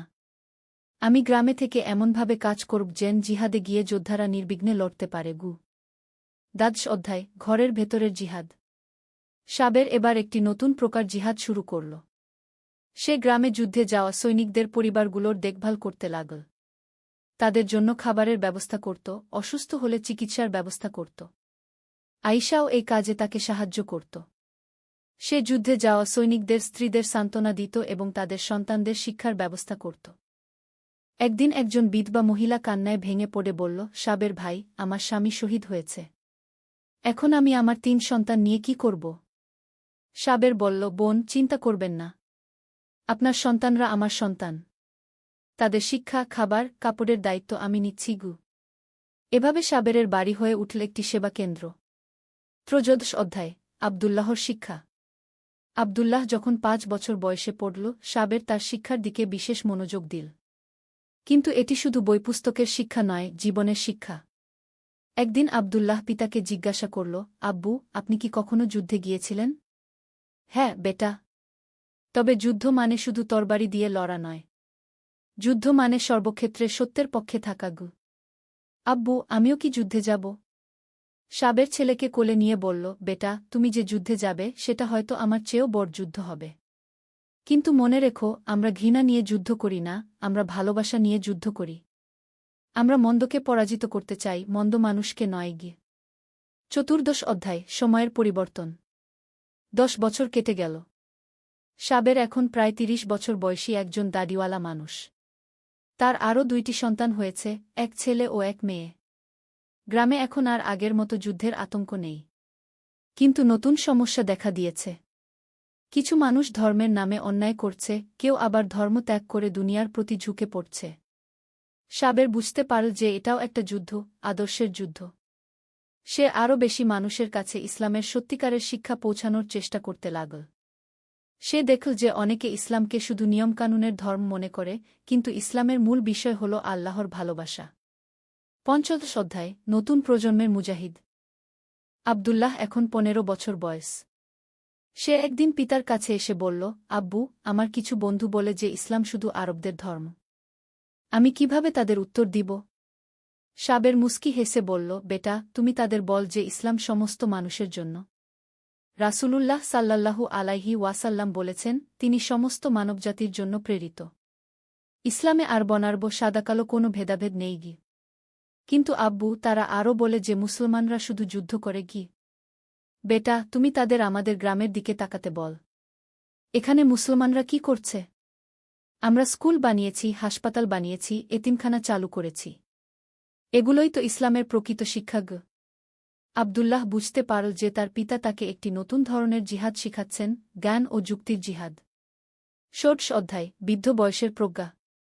২০ বছর পর সাবের এখন ৫০ বছর বয়সের একজন মানুষ। তার দাড়িতে পাক ধরেছে, কিন্তু চোখে এখনও সেই তারুণ্যের আগুন। একদিন গ্রামে একজন তরুণ এসে বলল, চাচা, আমি জিহাদে যেতে চাই। শত্রুদের বিরুদ্ধে লড়তে চাই। সাবের তরুণটিকে বসিয়ে বলল, বেটা, আমিও একদিন তোমার মতোই ছিলাম। কিন্তু বয়সের সাথে সাথে বুঝেছি যে জিহাদের অনেক রূপ আছে। তুমি কোনো জিহাদে যেতে চাও? মানে? তরুণ অবাক হয়ে জিজ্ঞাসা করল। দেখো, তুমি যদি চাও তরবারি দিয়ে লড়তে, তাহলে প্রথমে নিজেকে প্রস্তুত কর। কুরআন হাদিস পড়, নিজের চরিত্র গড়। তারপর দেখো সমাজে কোথায় অন্যায় হচ্ছে, সেখানে ন্যায়ের পক্ষে দাঁড়াও। তরুণটি আরও জানতে চাইল, আর কোন ধরনের জিহাদ আছে? সাবের বলল, শিক্ষার জিহাদ আছে, অজ্ঞতার বিরুদ্ধে লড়াই। দারিদ্র্যের বিরুদ্ধে জিহাদ আছে, গরিবদের সাহায্য করা। অন্যায়ের বিরুদ্ধে জিহাদ আছে, সমাজে ন্যায়বিচার প্রতিষ্ঠা করা। সপ্তদশ অধ্যায়, পরবর্তী প্রজন্মের নেতৃত্ব। আবদুল্লাহ এখন ২৫ বছর বয়সী একজন যুবক। সে তার পিতার আদর্শ অনুসরণ করে গ্রামের যুব সমাজের নেতা হয়ে উঠেছে। কিন্তু তার লড়াই আলাদা ধরনের। একদিন আবদুল্লাহ পিতার কাছে এসে বলল, আব্বু, আমি একটি বিষয়ের সমস্যায় পড়েছি। আমাদের অঞ্চলে কিছু মানুষ ধর্মের নামে কঠোরতা দেখাচ্ছে, আবার কিছু মানুষ ধর্মকে পুরোপুরি উপেক্ষা করছে। আমি মাঝামাঝি পথ দেখাতে চাই। সাবের গর্বিত হল ছেলের এই চিন্তাভাবনা। বেটা, এটাই তো ইসলামের প্রকৃত শিক্ষা। রাসূলুল্লাহ সাল্লাল্লাহু আলাইহি ওয়াসাল্লাম বলেছেন, আমাকে সহজ ও সরল ধর্ম দিয়ে পাঠানো হয়েছে, তুমি মানুষদের ভালোবাসা দিয়ে পথ দেখাও, ভয় দিয়ে নয়। আবদুল্লাহ পরবর্তী কয়েক বছর এই নীতি অনুসরণ করে গ্রামে একটি সুন্দর পরিবেশ তৈরি করল। সে দেখল যে ভালোবাসা ও ধৈর্য দিয়ে মানুষের হৃদয় জয় করা যায়। অষ্টাদশ অধ্যায়, জীবনের শেষ পর্যায়ে। সাবের এখন ৬০ বছর বয়সী। তার শরীর দুর্বল হয়ে গেছে, কিন্তু মন এখনও দৃঢ়। একদিন সে গুরুতর অসুস্থ হয়ে পড়ল। আইশা, আবদুল্লাহ এবং অন্যান্য সন্তানরা তার পাশে বসেছিল। সাবের ধীর গলায় বলল, আমার প্রিয় পরিবার, আমি আল্লাহর কাছে চলে যাওয়ার জন্য প্রস্তুত। কিন্তু মনে রেখো, জিহাদ কখনো শেষ হয় না। প্রতিটি প্রজন্মের নিজ নিজ জিহাদ আছে। আব্বু, আপনি সুস্থ হয়ে উঠবেন, আবদুল্লাহ কান্নাভরা কণ্ঠে বলল। বেটা, জীবন মৃত্যু আল্লাহর হাতে। কিন্তু আদর্শ অমর থেকে যায়। তুমি আমার শিক্ষা তোমার সন্তানদের দিও, তারা তাদের সন্তানদের দিবে। এভাবে ইসলামের আলো ছড়িয়ে থাকবে। বিংশ অধ্যায়, উত্তরাধিকার। সাবের ইবনে মুহাম্মদ মৃত্যুবরণ করলেন। কিন্তু তার মৃত্যুতে পুরো গ্রাম শোকাহত হয়ে পড়ল। তার জানাজায় শত শত মানুষ অংশগ্রহণ করল। জানাজার পর ইমাম সাহেব, যিনি এখন বৃদ্ধ, বললেন, সাবের ছিল একজন প্রকৃত মুজাহিদ। সে বুঝেছিল যে জিহাদ শুধু যুদ্ধক্ষেত্রে নয়, জিহাদ প্রতিদিনের জীবনে। সে লড়েছিল অন্যায়ের বিরুদ্ধে, অজ্ঞতার বিরুদ্ধে, দারিদ্র্যের বিরুদ্ধে। আবদুল্লাহ পিতার কবরের পাশে দাঁড়িয়ে মনে মনে প্রতিজ্ঞা করল, আব্বু, আপনার দেখানো পথে আমি চলব। আমি আমার জিহাদ চালিয়ে যাব, কলম দিয়ে, ভালোবাসা দিয়ে, সেবা দিয়ে। বিংশ অধ্যায়, শিক্ষা ও উপসংহার। সাবেরের মৃত্যুর ১০ বছর পর আবদুল্লাহ একদিন তার নিজের ছেলে মুহাম্মদকে, সাবেরের নাতি, নিয়ে দাদার কবর জিয়ারতে গেল। আব্বু, দাদা কি ধরনের মানুষ ছিলেন? ছোট মুহাম্মদ জিজ্ঞাসা করল। আবদুল্লাহ বলল, বেটা, তোমার দাদা ছিলেন একজন সত্যিকারের মুমিন। তিনি শিখিয়েছেন যে জিহাদ মানে শুধু যুদ্ধ নয়, জিহাদ মানে আল্লাহর রাস্তায় সর্বোচ্চ চেষ্টা করা। ২ প্রকৃত মুজাহিদ তার নিজের নফসের বিরুদ্ধে প্রথমে লড়ে। ৩ ইসলাম ভালোবাসার ধর্ম, ঘৃণার নয়। ৪ শত্রুর সাথেও মানবিক ব্যবহার করতে হয়। ৫ জিহাদের অনেক রূপ আছে, শিক্ষা, সেবা, ন্যায়বিচার প্রতিষ্ঠা। ৬ পারিবারিক জীবনও একটি জিহাদ। ৭ ধৈর্য ও বিজ্ঞতা ছাড়া কোনো জিহাদ সফল হয় না। ছোট মুহাম্মদ বলল, আব্বু, আমিও দাদার মতো মুজাহিদ হব। হ্যাঁ বেটা, তুমিও তোমার সময়ের জিহাদ করবে। হয়তো তোমার জিহাদ হবে বিজ্ঞানের ক্ষেত্রে, বা শিল্পকলায়, বা চিকিৎসা সেবায়। যেভাবেই হোক, আল্লাহর সন্তুষ্টি অর্জনের চেষ্টা করবে। উপসংহার, চিরন্তন বার্তা। সাবের ইবনে মুহাম্মদের গল্পটি শুধু একজন মানুষের গল্প নয়, এটি প্রতিটি মুসলমানের গল্প। এই গল্প আমাদের শেখায় জিহাদের প্রকৃত অর্থ। জিহাদ মানে খুব প্রচেষ্টা, আল্লাহর রাস্তায় সর্বোচ্চ চেষ্টা করা। এটি শুধু যুদ্ধক্ষেত্রে নয়, জীবনের প্রতিটি ক্ষেত্রে। নৈতিকতার গুরুত্ব। যুদ্ধের সময়েও ইসলাম নৈতিকতা বজায় রাখার তাগিদ দেয়া। শত্রুর সাথেও মানবিক ব্যবহার করতে হয়। ভালোবাসার শক্তি। ঘৃণা দিয়ে নয়, ভালোবাসা দিয়ে মানুষের হৃদয় জয় করা যায়। সেবার মাহাত্ম্য। মানুষের সেবা করাও একটি বড় জিহাদ। এটি তরবারির চেয়েও শক্তিশালী অস্ত্র। শিক্ষার গুরুত্ব। অজ্ঞতার বিরুদ্ধে জ্ঞানের জিহাদ অত্যন্ত গুরুত্বপূর্ণ। পারিবারিক মূল্যবোধ। পারিবারিক জীবনও একটি জিহাদ। স্ত্রীসন্তানের যত্ন নেওয়াও আল্লাহর ইবাদত। চিরন্তন সংগ্রাম। জিহাদ কখনো শেষ হয় না। প্রতিটি প্রজন্মের নিজ নিজ জিহাদ আছে। সাবেরের গল্প আমাদের মনে করিয়ে দেয় যে প্রকৃত মুজাহিদ হতে হলে শুধু বাহ্যিক শত্রুর বিরুদ্ধে নয়, নিজের ভেতরের মন্দ প্রবৃত্তির বিরুদ্ধেও লড়তে হয়। আর এই লড়াইয়ে বিজয়ী হলেই একজন মানুষ প্রকৃত মুজাহিদ হতে পারে। রব্বানা আতিনা ফিদ দুনিয়া হাসানাতাও ওয়া ফিল আখিরাতি হাসানাতাও ওয়া কিনা আয়াবান্নার গু। হে আমাদের রব, আমাদের দুনিয়াতে কল্যাণ দিন, আখিরাতেও কল্যাণ দিন এবং জাহান্নামের আয়াব থেকে রক্ষা করুন। গল্পের শেষ। আল্লাহুম্মা সল্লে আলা মুহাম্মাদিও ওয়া আলা আলী মুহাম্মাদ। নূরের সন্ধান। একটি ইসলামিক গল্প। প্রথম অধ্যায়। অন্ধকারের মাঝে। বাগদাদের এক প্রত্যন্ত এলাকায় বাস করত ইউসুফ নামে এক যুবক।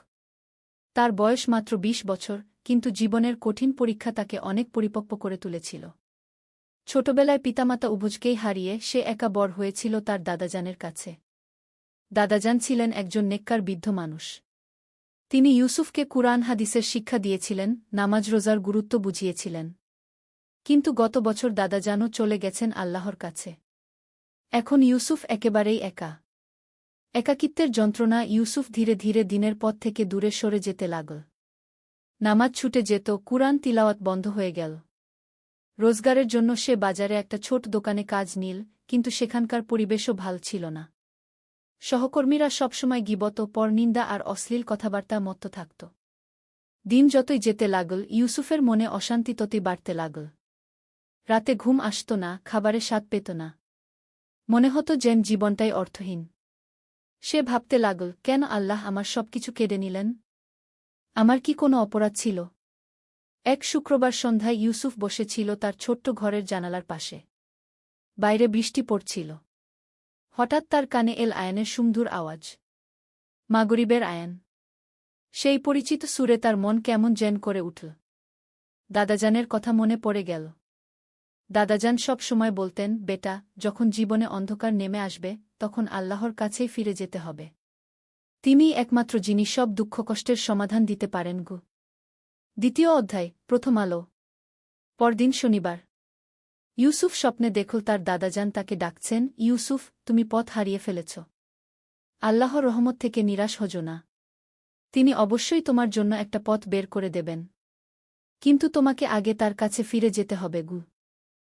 স্বপ্ন দেখে ইউসুফের মন ভালো হয়ে গেল। সে ফজরের আয়ানের আগেই উঠে পড়ল। অজু করে নামাজ পড়ল। কতদিন বাদে। নামাজ শেষে সে দোয়া করল, হে আল্লাহ, আমি পথ হারিয়ে ফেলেছি। আমাকে সঠিক পথ দেখান। আমার জীবনে নূর দান করুন গু। সেদিন দোকানে গিয়ে ইউসুফ লক্ষ্য করল, একজন বয়স্ক লোক দোকানের সামনে দাঁড়িয়ে কিছু খুঁজছেন। তার পোশাক আশাক দেখে মনে হচ্ছিল তিনি দিনদার মানুষ।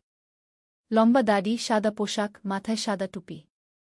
আসসালামু আলাইকুম ভাই। বৃদ্ধ লোকটি ইউসুফকে সালাম দিলেন। ওয়া আলাইকুমুসসালাম, ইউসুফ জবাব দিল। কতদিন বাদে কেউ তাকে সালাম দিল। ভাই, এই এলাকায় কোনো ভাল মসজিদ আছে কিনা জানেন? আমি নতুন এসেছি। ইউসুফ তাকে কাছের মসজিদের ঠিকানা দিয়ে দিল। লোকটি চলে যাওয়ার সময় বললেন, ভাই, আপনি কি নামাজ পড়েন? এই প্রশ্নে ইউসুফ কেমন যেন লজ্জা পেল। হ্যাঁ, পড়ি। তবে মাঝে মাঝে ছুটে যায়। কোনো ব্যাপার নেই। আল্লাহ তাওবাকারীদের ভালোবাসেন। আপনি যদি চান, আমার সাথে মাগরিবের নামাজ পড়তে পারেন গু। ইউসুফ রাজি হয়ে গেল। তৃতীয় অধ্যায়। নতুন বন্ধু। সন্ধ্যায় মসজিদে গিয়ে ইউসুফ দেখল বৃদ্ধ লোকটি ইতিমধ্যে জামাতের জন্য অপেক্ষা করছেন। তার নাম উস্তাদ আব্দুর রহমান। তিনি অনেক বছর ধরে ইসলামিক শিক্ষা নিয়ে কাজ করছেন। নামাজের পর উস্তাদ আব্দুর রহমান ইউসুফকে বললেন, ভাই, আপনার চোখে মুখে একটা দুঃখের ছায়া দেখতে পাচ্ছি। কোনো সমস্যা থাকলে বলতে পারেন। হয়তো কোনো সাহায্য করতে পারি। ইউসুফ প্রথমে দ্বিধা করল। কিন্তু উস্তাদের আন্তরিকতা দেখে সে তার সব কথা খুলে বলল। পিতামাতার মৃত্যু, দাদাজানের চলে যাওয়া, একাকিত্ব, দিন থেকে দূরে সরে যাওয়া, সব। উস্তাদ আব্দুর রহমান ধৈর্য ধরে সব শুনলেন। তারপর বললেন, ভাই ইউসুফ, আপনি ভাবছেন আল্লাহ আপনাকে পরীক্ষা করছেন। কিন্তু আসলে তিনি আপনাকে তৈরি করছেন আরও বড় কিছুর জন্য। কি রকম? দেখুন, হরত ইউসুফ এর কথা। তার ভাইয়েরা তাকে কূপে ফেলে দিল। তাকে দাস হিসেবে বিক্রি করা হল। তারপর মিথ্যা অভিযোগে জেলে দেওয়া হল। কিন্তু শেষ পর্যন্ত আল্লাহ তাকে মিশরের শাসক বানিয়ে দিলেন। কেন? কারণ প্রতিটি পরীক্ষা তাকে আরও শক্তিশালী করেছিল। ইউসুফের চোখে পানি এসে গেল। কিন্তু উস্তাদ, আমি তো তার মতো নবী নই। আমি একজন সাধারণ মানুষ। হ্যাঁ, কিন্তু আল্লাহর রহমত সবার জন্য। তিনি কুরআনে বলেছেন, যারা ঈমান আনে এবং সৎকাজ করে তাদের জন্য রয়েছে চিরস্থায়ী সুখের বাগান। আপনিও পারবেন, শুধু আল্লাহর উপর ভরসা রাখতে হবে। চতুর্থ অধ্যায়, শিক্ষার শুরু। উস্তাদ আব্দুর রহমান ইউসুফকে প্রতিদিন মাগরিবের পর মসজিদে আসার জন্য অনুরোধ করলেন। আমি আপনাকে কুরআন হাদিসের কিছু শিক্ষা দিতে চাই। দেখবেন আপনার জীবনে কত পরিবর্তন আসে। প্রথমে ইউসুফ একটু দ্বিধায় ছিল। কাজের পর ক্লান্তি লাগত। কিন্তু উস্তাদের কথায় সে রাজি হল। প্রথম দিন উস্তাদ ইউসুফকে সূরা ফাতিহা সম্পর্কে বিস্তারিত বুঝিয়ে দিলেন। ইউসুফ ভাই, দেখুন এই আয়াত, ইয়াকা নাবুদু ওয়া ইজাকা নাস্তাইন, এর অর্থ হল আমরা শুধু তোমারই ইবাদত করি এবং শুধু তোমারই সাহায্য প্রার্থনা করি। এই একটা আয়াতেই আল্লাহ আমাদের জীবনের সব সমস্যার সমাধান দিয়ে দিয়েছেন। কিভাবে উস্তাদ? যখন আপনি মনে প্রাণে বিশ্বাস করবেন যে আল্লাহই একমাত্র সাহায্যকারী, তখন আর কোনো ভয় থাকবে না। মানুষের কাছে হাত পাততে হবে না। শুধু আল্লাহর কাছেই সাহায্য চাইবেন। দ্বিতীয় দিন উস্তাদ তাকে নামাজের গুরুত্ব সম্পর্কে বললেন। নামাজ হল মুমিনের মিরাজ। যখন আপনি নামাজে দাঁড়ান, তখন আপনি আল্লাহর সামনে দাঁড়ান। পৃথিবীর সব চিন্তাভাবনা ছেড়ে দিয়ে শুধু তার কথা ভাবুন। তৃতীয় দিন বিষয় ছিল সবর বা ধৈর্যের। ইউসুফ ভাই, আল্লাহ তাআলা বলেছেন, যারা সবর করে তাদের সাথে আল্লাহ আছেন। জীবনে যত কষ্টই আসুক না কেন, ধৈর্য ধরে রাখতে হবে। মনে রাখবেন, রাতের পর দিন আসেই। পঞ্চম অধ্যায়, পরিবর্তনের শুরু। দিন দিন ইউসুফের মধ্যে পরিবর্তন আসতে লাগল। নিয়মিত নামাজ পড়া শুরু করল। ফজরের আয়ানের সাথে সাথেই উঠে যেত। কুরআন তিলাওয়াত করত। উস্তাদের কাছ থেকে শেখা দোয়াগুলো প্রতিদিন পড়ত। দোকানে কাজের সময়ও সে চেষ্টা করত সৎ থাকার। সহকর্মীরা যখন গীবত পরনিন্দা করত, সে সেখান থেকে সরে যেত। কাস্টমারদের সাথে সুন্দর ব্যবহার করত। কারো সাথে ঝগড়া করত না। 1 মাস পর দোকানের মালিক ইউসুফকে ডাকল। ইউসুফ, তুমি কি ইদানিং কোন কোর্স করেছ? না তো, কেন? তোমার মধ্যে অনেক পরিবর্তন দেখতে পাচ্ছি। কাস্টমাররা তোমার প্রশংসা করছে। তুমি সব সময় হাসি মুখে কাজ করছ। আমি তোমার বেতন বাড়িয়ে দিতে চাই। ইউসুফ অবাক হয়ে গেল। সে তো কোনো বিশেষ কিছু করেনি, শুধু ইসলামিক শিক্ষামতে চলার চেষ্টা করেছে। সেদিন সন্ধ্যায় মসজিদে গিয়ে সে উস্তাদকে এই খবর জানাল। উস্তাদ হেসে বললেন, ভাই, এটাই হল ইসলামের শক্তি। যখন আপনি আল্লাহর সন্তুষ্টির জন্য কাজ করেন, তখন তিনিই আপনার জন্য পথ তৈরি করে দেন। ষষ্ঠ অধ্যায়, নতুন দায়িত্ব। বেতন বৃদ্ধি পাওয়ার পর ইউসুফ চিন্তা করল, এই অতিরিক্ত টাকা দিয়ে সে কি করবে। উস্তাদের কাছে পরামর্শ চাইল। উস্তাদ বললেন, ইউসুফ ভাই, আল্লাহ যখন আমাদের রিজিক বাড়িয়ে দেন, তখন আমাদের দায়িত্বও বাড়ে। গরিব দুঃখীদের সাহায্য করুন। এতিমদের খোঁজ নিন। মসজিদের কাজে সাহায্য করুন। ইউসুফ তাই করতে লাগল। প্রতি মাসে তার বেতনের একটা অংশ গরিব মানুষদের মধ্যে বিতরণ করতে লাগল। মসজিদের পরিষ্কার পরিচ্ছন্নতার কাজে সাহায্য করতে লাগল। একদিন সে জানতে পারল, তার পাড়ার এক বিধবা মহিলার ছোট ছেলেটা অসুস্থ। কিন্তু ডাক্তার দেখানোর টাকা নেই। ইউসুফ সাথে সাথে তাদের সব খরচ বহন করল। বিধবা মহিলা কাঁদতে কাঁদতে বলল, বেটা, আল্লাহ তোমার মঙ্গল করুন। তুমি না থাকলে আমি কি করতাম? এই কথা শুনে ইউসুফের চোখে পানি এসে গেল। মনে পড়ে গেল দাদাজানের কথা। বেটা, মানুষের কাজে এসে দাও, আল্লাহ তোমার কাজে এসে দেবেন। সপ্তম অধ্যায়, বড় পরীক্ষা। জীবন যখন স্বাভাবিক হয়ে আসছিল, তখনই এল এক বড় পরীক্ষা। দোকানের মালিক অসুস্থ হয়ে পড়ল। তার ছেলে দোকান দেখাশোনা করতে এল। কিন্তু সে ছিল একদম অন্য রকমের মানুষ। নতুন মালিক ইউসুফকে বলল, দেখো, ব্যবসায় লাভ বাড়াতে হবে। কাস্টমারদের কাছে দামি জিনিসগুলো বেশি দামে বেচতে হবে। তারা না কিনলে বুঝিয়ে সুঝিয়ে কিনতে বাধ্য করতে হবে। ইউসুফ বলল, কিন্তু এটা তো ঠকানো হবে। ইসলামে এটা হারাম। ধর্মের কথা এখানে আনবেন না। এটা ব্যবসা। সবাই এভাবেই করে কি? ইউসুফ খুব চিন্তায় পড়ে গেল। এই কাজ করা তার জন্য হারাম। কিন্তু কাজ না করলে চলবে কিভাবে? সেদিন সন্ধ্যায় উস্তাদের কাছে গিয়ে সব বলল। উস্তাদ বললেন, ইউসুফ ভাই, আল্লাহ তাআলা বলেছেন, যে আল্লাহকে ভয় করে তিনি তার জন্য বের হওয়ার পথ করে দেন এবং তাকে এমন জায়গা থেকে রিজিক দেন যা সে কল্পনাও করতে পারে না। কিন্তু উস্তাদ, চাকরি চলে গেলে খাব কি? আল্লাহর উপর ভরসা রাখুন। তিনি আপনাকে হারাম কাজ করতে বলেননি। হালাল রিজিকের জন্য সবর করুন। দেখবেন তিনি আরও ভালো কিছু দিয়ে দেবেন। অষ্টম অধ্যায়, ঈমানের পরীক্ষা। পরদিন ইউসুফ দৃঢ়তার সাথে নতুন মালিককে বলল, সর, আমি এই কাজ করতে পারব না। এটা আমার ধর্মীয় বিশ্বাসের বিরুদ্ধে। মালিক রেগেমেগে বলল, তাহলে চাকরি ছেড়ে দাও। আমার এই ধরনের কর্মী দরকার নেই। ইউসুফ মাথা নিচু করে বলল, ঠিক আছে স্যার। সেদিনই তার চাকরি চলে গেল। বাড়িতে এসে ইউসুফ নামাজের জায়নামাজে বসে দোয়া করল। হে আল্লাহ, আমি আপনার সন্তুষ্টির জন্য হারাম কাজ করিনি। এখন আপনিই আমার একমাত্র আশ্রয়। আমাকে হালাল রিজিক দান করুন। কয়েকদিন কেটে গেল। ইউসুফ বিভিন্ন জায়গা চাকরির খোঁজ করল, কিন্তু কোথাও ভালো কিছু পেল না। কিন্তু সে হতাশ হল না। নিয়মিত নামাজ তিলাওয়াত করত। উস্তাদের কাছে গিয়ে দিনের শিক্ষা নিত। এক সপ্তাহ পর জুমার নামাজ পড়তে গিয়ে ইউসুফ দেখল, মসজিদে এক অচেনা ভদ্রলোক বসে আছেন। নামাজের পর সেই ভদ্রলোক তার কাছে এলেন। ভাই, আমি আপনাকে আগে কোথায় যেন দেখেছি। ইউসুফ মনে করার চেষ্টা করল। তারপর মনে পড়ল, হ্যাঁ স্যার, আমি গত মাসে আপনার দোকানে গিয়েছিলাম কিছু জিনিস কিনতে। হ্যাঁ, মনে পড়েছে। আপনার ব্যবহার খুব ভালো ছিল। আমি হাজি সাহেব, একটা ইম্পোর্ট এক্সপোর্ট ব্যবসা আছে। আপনি কি কাজ করেন? ইউসুফ তার পুরো গল্প বলল। হাজি সাহেব শুনে বললেন, মাশাল্লাহ, ধর্মের জন্য চাকরি ছেড়ে দিয়েছেন। এমন মানুষ এখন খুব কমই আছে। আমার একটা প্রস্তাব আছে। নবম অধ্যায়, নতুন সূচনা। হাজি সাহেব ইউসুফকে তার অফিসে নিয়ে গেলেন। সেখানে দেখিয়ে বললেন, দেখুন, আমার ব্যবসা অনেক বড়, কিন্তু সততার সাথে কাজ করার মতো মানুষ পাওয়া কঠিন। আপনি যদি রাজি হন তাহলে আমার সহকারী হিসেবে কাজ করতে পারেন। ইউসুফ খুশিতে বলল, অবশ্যই স্যার, কিন্তু আমার একটা শর্ত আছে। কি? যদি কোনো কাজ ইসলামের বিরুদ্ধে হয় সেটা আমি করতে পারব না। হাজি সাহেব হেসে বললেন, এজন্যই তো আপনাকে নিতে চাচ্ছি। আমিও চাই আমার ব্যবসা সম্পূর্ণ হালাল হোক। আপনি আমাকে সাহায্য করুন। ইউসুফের নতুন জীবন শুরু হল।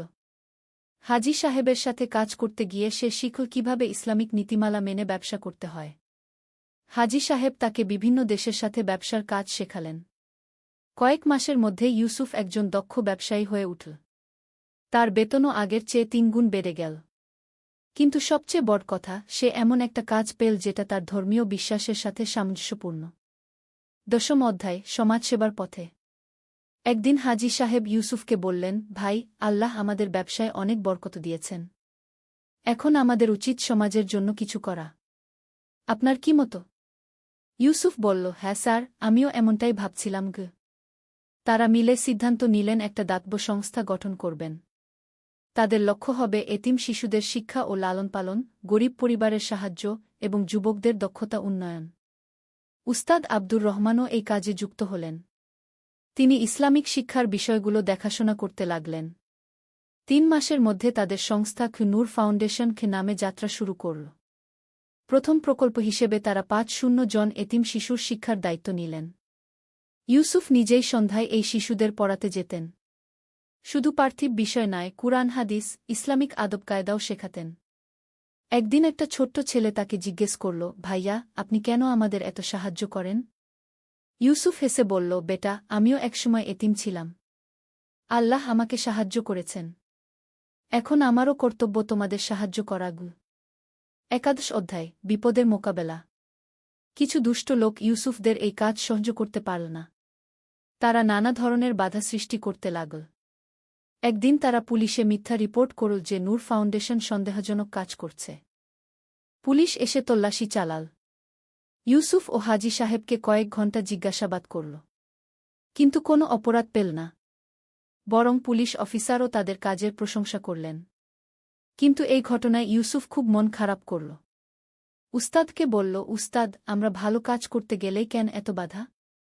উস্তাদ বললেন, ভাই, এটাই দুনিয়ার নিয়ম। যারা সত্যের পথে চলে শয়তান তাদের বাধা দিতেই থাকে। কিন্তু আল্লাহ তাআলা বলেছেন, তারা আল্লাহর নূর নেভাতে চায়, কিন্তু আল্লাহ তার নূর পূর্ণ করবেনি। তাহলে আমাদের কি করা উচিত? ধৈর্য রাখুন। আপনার কাজ চালিয়ে যান। দোয়া করতে থাকুন। আল্লাহ অবশ্যই সাহায্য করবেন গু। দ্বাদশ অধ্যায় সফলতার স্বাদ। ধৈর্য ও কঠোর পরিশ্রমের ফল পেতে বেশি দেরি হল না। নূর ফাউন্ডেশনের কাজ দেখে এলাকার মানুষজন সাহায্যের হাত বাড়িয়ে দিল। অনেক ধনী ব্যক্তি দান করতে এগিয়ে এলেন। সরকারি কর্মকর্তারাও তাদের কাজের প্রশংসা করলেন। স্থানীয় এমপি এসে বললেন, আপনারা যে কাজ করছেন এটা সরকারের চেয়েও ভালো। আমরা আপনাদের সব ধরনের সহায়তা দেব। 1 বছরের মধ্যেই নূর ফাউন্ডেশন 200 জন এতিম শিশুর দায়িত্ব নিল। তাদের জন্য একটা আবাসিক স্কুল তৈরি করল। সেখানে আধুনিক শিক্ষার পাশাপাশি ইসলামিক শিক্ষাও দেওয়া হতো। ইউসুফ একদিন স্কুল পরিদর্শনে গিয়ে দেখল ছোট্ট একটা মেয়ে একটা কাগজে কিছু লিখছে। কাছে গিয়ে দেখল সে লিখেছে, আল্লাহ, তুমি ইউসুফ ভাইকে দীর্ঘজীবী করো। তিনি আমাদের বাবার মতো। আমরা তাকে ভালোবাসি। এই কথা পড়ে ইউসুফের চোখে পানি এসে গেল। মনে পড়ল দাদাজানের কথা, বেটা, জীবনের আসল সার্থকতা হল মানুষের উপকারে আসা। ত্রয়োদশ অধ্যায় নতুন স্বপ্ন। 3 বছর পর নূর ফাউন্ডেশন দেশের অন্যতম সেরা দাতব্য প্রতিষ্ঠানে পরিণত হল। ইউসুফ এখন একজন সম্মানিত ব্যক্তিত্ব। কিন্তু সাফল্য তাকে অহংকারী করেনি, বরং আরও নম্র হয়েছে। হাজি সাহেব একদিন তাকে বললেন, ইউসুফ ভাই, আপনার বিয়ের বয়স হয়েছে। পরিবার করুন। আল্লাহ সন্তান দিলে তাদের ভালো মানুষ হিসেবে গড়ে তুলবেন গো। ইউসুফ বলল, হ্যাঁ স্যার, আমিও ভাবছি। কিন্তু এমন একজনকে চাই যে দিনের কাজে সাহায্য করবে গ। কয়েক মাস পর উস্তাদ আব্দুর রহমান একটা প্রস্তাব নিয়ে এলেন। তার এক পুরনো বন্ধুর মেয়ে আয়েশা। সে ইসলামিক স্টাডিজে মাস্টার্স করেছে। অনেক দিনদার এবং সমাজসেবায় আগ্রহী। বিয়ের পর আয়েশা নূর ফাউন্ডেশনের মহিলাদের শিক্ষা বিভাগের দায়িত্ব নিল। তার হাত ধরে অনেক মহিলা কুরআন শিক্ষা ও হস্তশিল্পের প্রশিক্ষণ পেতে লাগল। 1 বছর পর তাদের প্রথম সন্তান হল, একটা ছেলে। তারা তার নাম রাখল নূর, যার অর্থ আলো। কারণ এই শিশুই তাদের জীবনে নতুন আলো নিয়ে এসেছে। চতুর্দশ অধ্যায় বিশ্বব্যাপী প্রভাব। নূর ফাউন্ডেশনের সুনাম দেশের সীমানা পেরিয়ে বিদেশেও পৌঁছে গেল। বিভিন্ন দেশের ইসলামিক সংস্থা তাদের সাথে কাজ করতে আগ্রহ প্রকাশ করল। ইউসুফ ও তার টিম একটা আন্তর্জাতিক সম্মেলনে যোগ দিল। সেখানে তারা তাদের কাজের অভিজ্ঞতা শেয়ার করল। অনেক দেশের প্রতিনিধিরা তাদের পদ্ধতি অনুসরণ করতে আগ্রহ দেখাল। একজন আমেরিকান মুসলিম ব্যবসায়ী ইউসুফকে বললেন, brother, your story is inspiring. Can you help us start something similar in our country? Yusuf রাজি হয়ে গেল। তারা সিদ্ধান্ত নিল নূর ফাউন্ডেশনের আন্তর্জাতিক শাখা খোলার। পরবর্তী 3 বছরে তাদের শাখা খুলল আমেরিকা, কানাডা, ইংল্যান্ড, অস্ট্রেলিয়া এবং মালয়েশিয়ায়। সবখানেই একই নীতি, হালাল উপায়ে অর্থ সংগ্রহ এবং এতিম শিশু ও গরিবদের সাহায্য। পঞ্চদশ অধ্যায় পরবর্তী প্রজন্মের জন্য। 10 বছর পর ইউসুফের এখন 3টি সন্তান, নূর, হুদা আর তাহা। 3টি শিশুই খুবই ভালো। তারা ছোটবেলা থেকেই পিতামাতার কাছে দ্বীনের শিক্ষা পেয়েছে। নূর এখন 10 বছর বয়সী। সে প্রায়ই বাবার সাথে ফাউন্ডেশনে যায়। এতিম শিশুদের সাথে খেলে, তাদের গল্প বলে। একদিন নূর তার বাবাকে জিজ্ঞেস করল, আব্বু, আপনি কেন এতিম বাচ্চাদের এত ভালোবাসেন? ইউসুফ তার ছেলেকে কোলে নিয়ে বলল, বেটা, আব্বু একসময় এতিম ছিল। আল্লাহ আমাকে সাহায্য করেছেন। এখন আমার কর্তব্য অন্যদের সাহায্য করা। আব্বু, আমিও বড় হয়ে এতিম বাচ্চাদের সাহায্য করব। এই কথা শুনে ইউসুফ খুশিতে তার ছেলেকে জড়িয়ে ধরল। মনে মনে আল্লাহর শুকরিয়া আদায় করল। ষোড়শ অধ্যায় উস্তাদের বিদায়। এদিকে উস্তাদ আব্দুর রহমানের বয়স অনেক হয়েছে। তিনি এখন ৮০ বছরের বৃদ্ধ। কিন্তু এখনও মসজিদে তালিম দেন। নূর ফাউন্ডেশনের কাজেও সাহায্য করেন। একদিন তিনি অসুস্থ হয়ে পড়লেন। ইউসুফ সাথে সাথে তাকে হাসপাতালে নিয়ে গেল। ডাক্তার বলল তার অবস্থা গুরুতর। হাসপাতালের বেডে শুয়ে উস্তাদ ইউসুফকে ডাকলেন। ইউসুফ ভাই আসুন। ইউসুফ কাছে গেল। উস্তাদ তার হাত ধরে বললেন, আমার সময় শেষ হয়ে এসেছে। কিন্তু আমি খুশি। আপনি আমার স্বপ্নকে বাস্তব করেছেন। উস্তাদ, এমন কথা বলবেন না। আল্লাহ আপনাকে সুস্থ করে দেবেন। না ভাই, আমি বুঝতে পারছি। আমার একটা অনুরোধ আছে। বলুন উস্তাদ। আপনি যে কাজ শুরু করেছেন সেটা চালিয়ে যাবেন। আরও মানুষকে দিনের দাওয়াত দেবেন। আল্লাহর নূর সারা পৃথিবীতে ছড়িয়ে দেবেন।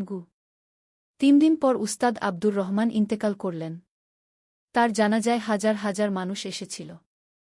সবার চোখে পানি। ইউসুফ তার কবরের পাশে দাঁড়িয়ে মনে মনে অঙ্গীকার করল, উস্তাদ, আপনার স্বপ্ন পূরণ করব।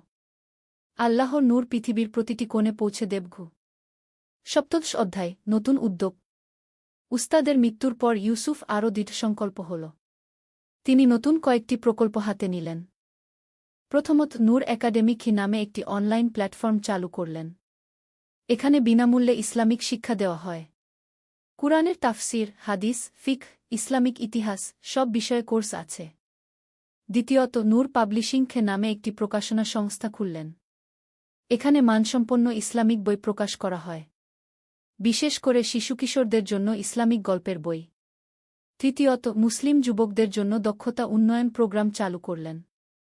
এখানে তারা আধুনিক প্রযুক্তি শিখে হালাল উপায়ে আয়ের রাস্তা তৈরি করতে পারে। এইসব কাজে আয়েশাও পূর্ণ সহযোগিতা করল। সে মহিলাদের জন্য আলাদা প্রোগ্রাম চালু করল। অষ্টাদশ অধ্যায়, বিশ্বব্যাপী স্বীকৃতি। ইউসুফের কাজ এখন বিশ্বব্যাপী স্বীকৃত। জাতিসংঘ তাকে গ্লোবাল হিউম্যানিটেরিয়ান অ্যাওয়ার্ড দিয়ে সম্মানিত করল। অনেক বিশ্ববিদ্যালয় তাকে সম্মানসূচক ডক্টরেট ডিগ্রি দিল। কিন্তু ইউসুফের কাছে সবচেয়ে বড় পুরস্কার হল যখন দেখে তার গড়ে তোলা শিশুরা বড় হয়ে ভালো মানুষ হয়েছে। একদিন এক যুবক তার কাছে এল। স্যার, আমি ফারুক। আপনি আমাকে চিনতে পারছেন? ইউসুফ একটু ভেবে বলল, তুমি সেই ফারুক যে ১৫ বছর আগে আমাদের প্রথম ব্যাচে ছিল? জি হ্যাঁ। আমি এখন একজন ডাক্তার। গরিব মানুষদের বিনামূল্যে চিকিৎসা দিই। এর সব ক্রেডিট আপনার। ইউসুফের চোখে পানি এসে গেল। এই তো তার আসল সফলতা। ১৯তম অধ্যায়, পরিবারের সাথে সময়। ব্যস্ততার মাঝেও ইউসুফ পরিবারের জন্য সময় বের করত। প্রতিদিন সন্ধ্যায় সবাই মিলে বসে কুরআন তিলাওয়াত করত। শুক্রবার সকালে পরিবার নিয়ে নানা জায়গায় ঘুরতে যেত। নূর এখন ১৫ বছরের যুবক। সে বাবার মতোই দিনদার এবং সমাজসেবী। স্কুলে সে একটা ইউথ হেল্প গ্রুপ গঠন করেছে। সেখানে সহপাঠীদের নানা সমস্যার সমাধান করে। হুদা ১২ বছর বয়সী। সে খুব ভালো কুরআন তিলাওয়াত করে। প্রায় স্থানীয় প্রতিযোগিতায় পুরস্কার জেতে। তাহা সবার ছোট, ৮ বছর বয়স। কিন্তু সেও খুব বুদ্ধিমতী। সে আরবি ভাষা শিখছে যাতে সরাসরি কুরআন হাদিস পড়তে পারে। ২০ অধ্যায়, জীবনের উপলব্ধি। একদিন ইউসুফ একা বসে চিন্তা করছিল। কতটা পথ এসেছে। পিতামাতার মৃত্যুর পর যখন একা হয়েছিল তখন মনে হয়েছিল জীবনটাই শেষ। কিন্তু আল্লাহ তার জন্য কত সুন্দর পরিকল্পনা করে রেখেছিলেন। সেই যে দিন দাদাজানকে স্বপ্নে দেখেছিল সেদিন থেকে শুরু। উস্তাদ আব্দুর রহমানের সাথে পরিচয়। হাজী সাহেবের চাকরি। তারপর নূর ফাউন্ডেশন। আয়েশার সাথে বিয়ে। সন্তানাদি। এসব কিছুই আল্লাহর পরিকল্পনার অংশ ছিল। তিনি মহান আল্লাহর শুকরিয়া আদায় করলেন। দোয়া করলেন যেন জীবনের শেষ দিন পর্যন্ত এই পথেই থাকতে পারেন। ২১তম অধ্যায়, শিক্ষা ও উপদেশ। ইউসুফ প্রায় বিভিন্ন সেমিনার আর সভায় বক্তব্য দিতেন। তিনি সবসময় তরুণদের বলতেন, ভাইয়েরা, জীবনে যত বড় সমস্যায় আসুক, কখনো আল্লাহর রহমত থেকে নিরাশ হবেন না। তিনি সবচেয়ে দয়ালু, সবচেয়ে ক্ষমাশীল। যারা তার পথে চলে তিনি তাদের জন্য রাস্তা তৈরি করে দেন। কিন্তু মনে রাখবেন, শুধু দোয়া করলেই হবে না। কাজও করতে হবে। হালাল রিজিক অর্জনের জন্য পরিশ্রম করতে হবে। সৎভাবে জীবন যাপন করতে হবে। আর সবচেয়ে গুরুত্বপূর্ণ হল নিজের সফলতা অন্যদের সাথে ভাগ করে নিতে হবে। যার কাছে আল্লাহ বেশি দিয়েছেন তার দায়িত্বও বেশি। 22তম অধ্যায় স্মৃতিচারণ। একদিন ইউসুফ আর আয়েশা তাদের পুরানো এলাকায় গেল। সেই জায়গায় যেখানে ইউসুফ একসময় দাদাজানের সাথে থাকত। বাড়িটা এখন আর নেই। সেখানে একটা আধুনিক বিল্ডিং হয়েছে। কিন্তু ইউসুফের মনে সব স্মৃতি জ্বলজ্বল করে। দেখো আয়েশা, এই জানালার পাশে বসে আমি কত রাত কেঁদেছি। ভেবেছি জীবনে আর কোনো আনন্দ নেই গু। আয়েশা তার স্বামীর হাত ধরে বলল, আলহামদুলিল্লাহ। আল্লাহ আপনার জন্য কত সুন্দর পরিকল্পনা করে রেখেছিলেন গু। হ্যাঁ, এখন বুঝি দাদাজান কেন বলতেন, আল্লাহর সিদ্ধান্তের উপর ভরসা রাখো। তিনি জানেন কোনটা তোমার জন্য ভালোও। তারা সেই পুরানো মসজিদেও গেল যেখানে উস্তাদ আব্দুর রহমানের সাথে প্রথম দেখা হয়েছিল। সেই জায়গায় দাঁড়িয়ে ইউসুফ মনে মনে উস্তাদের জন্য দোয়া করল। 23তম অধ্যায় ভবিষ্যৎ পরিকল্পনা। এখন ইউসুফের বয়স 40 পেরিয়েছে। কিন্তু তার উৎসাহ এতটুকু কমেনি। তার নতুন স্বপ্ন, নূর ইউনিভার্সিটি স্থাপন।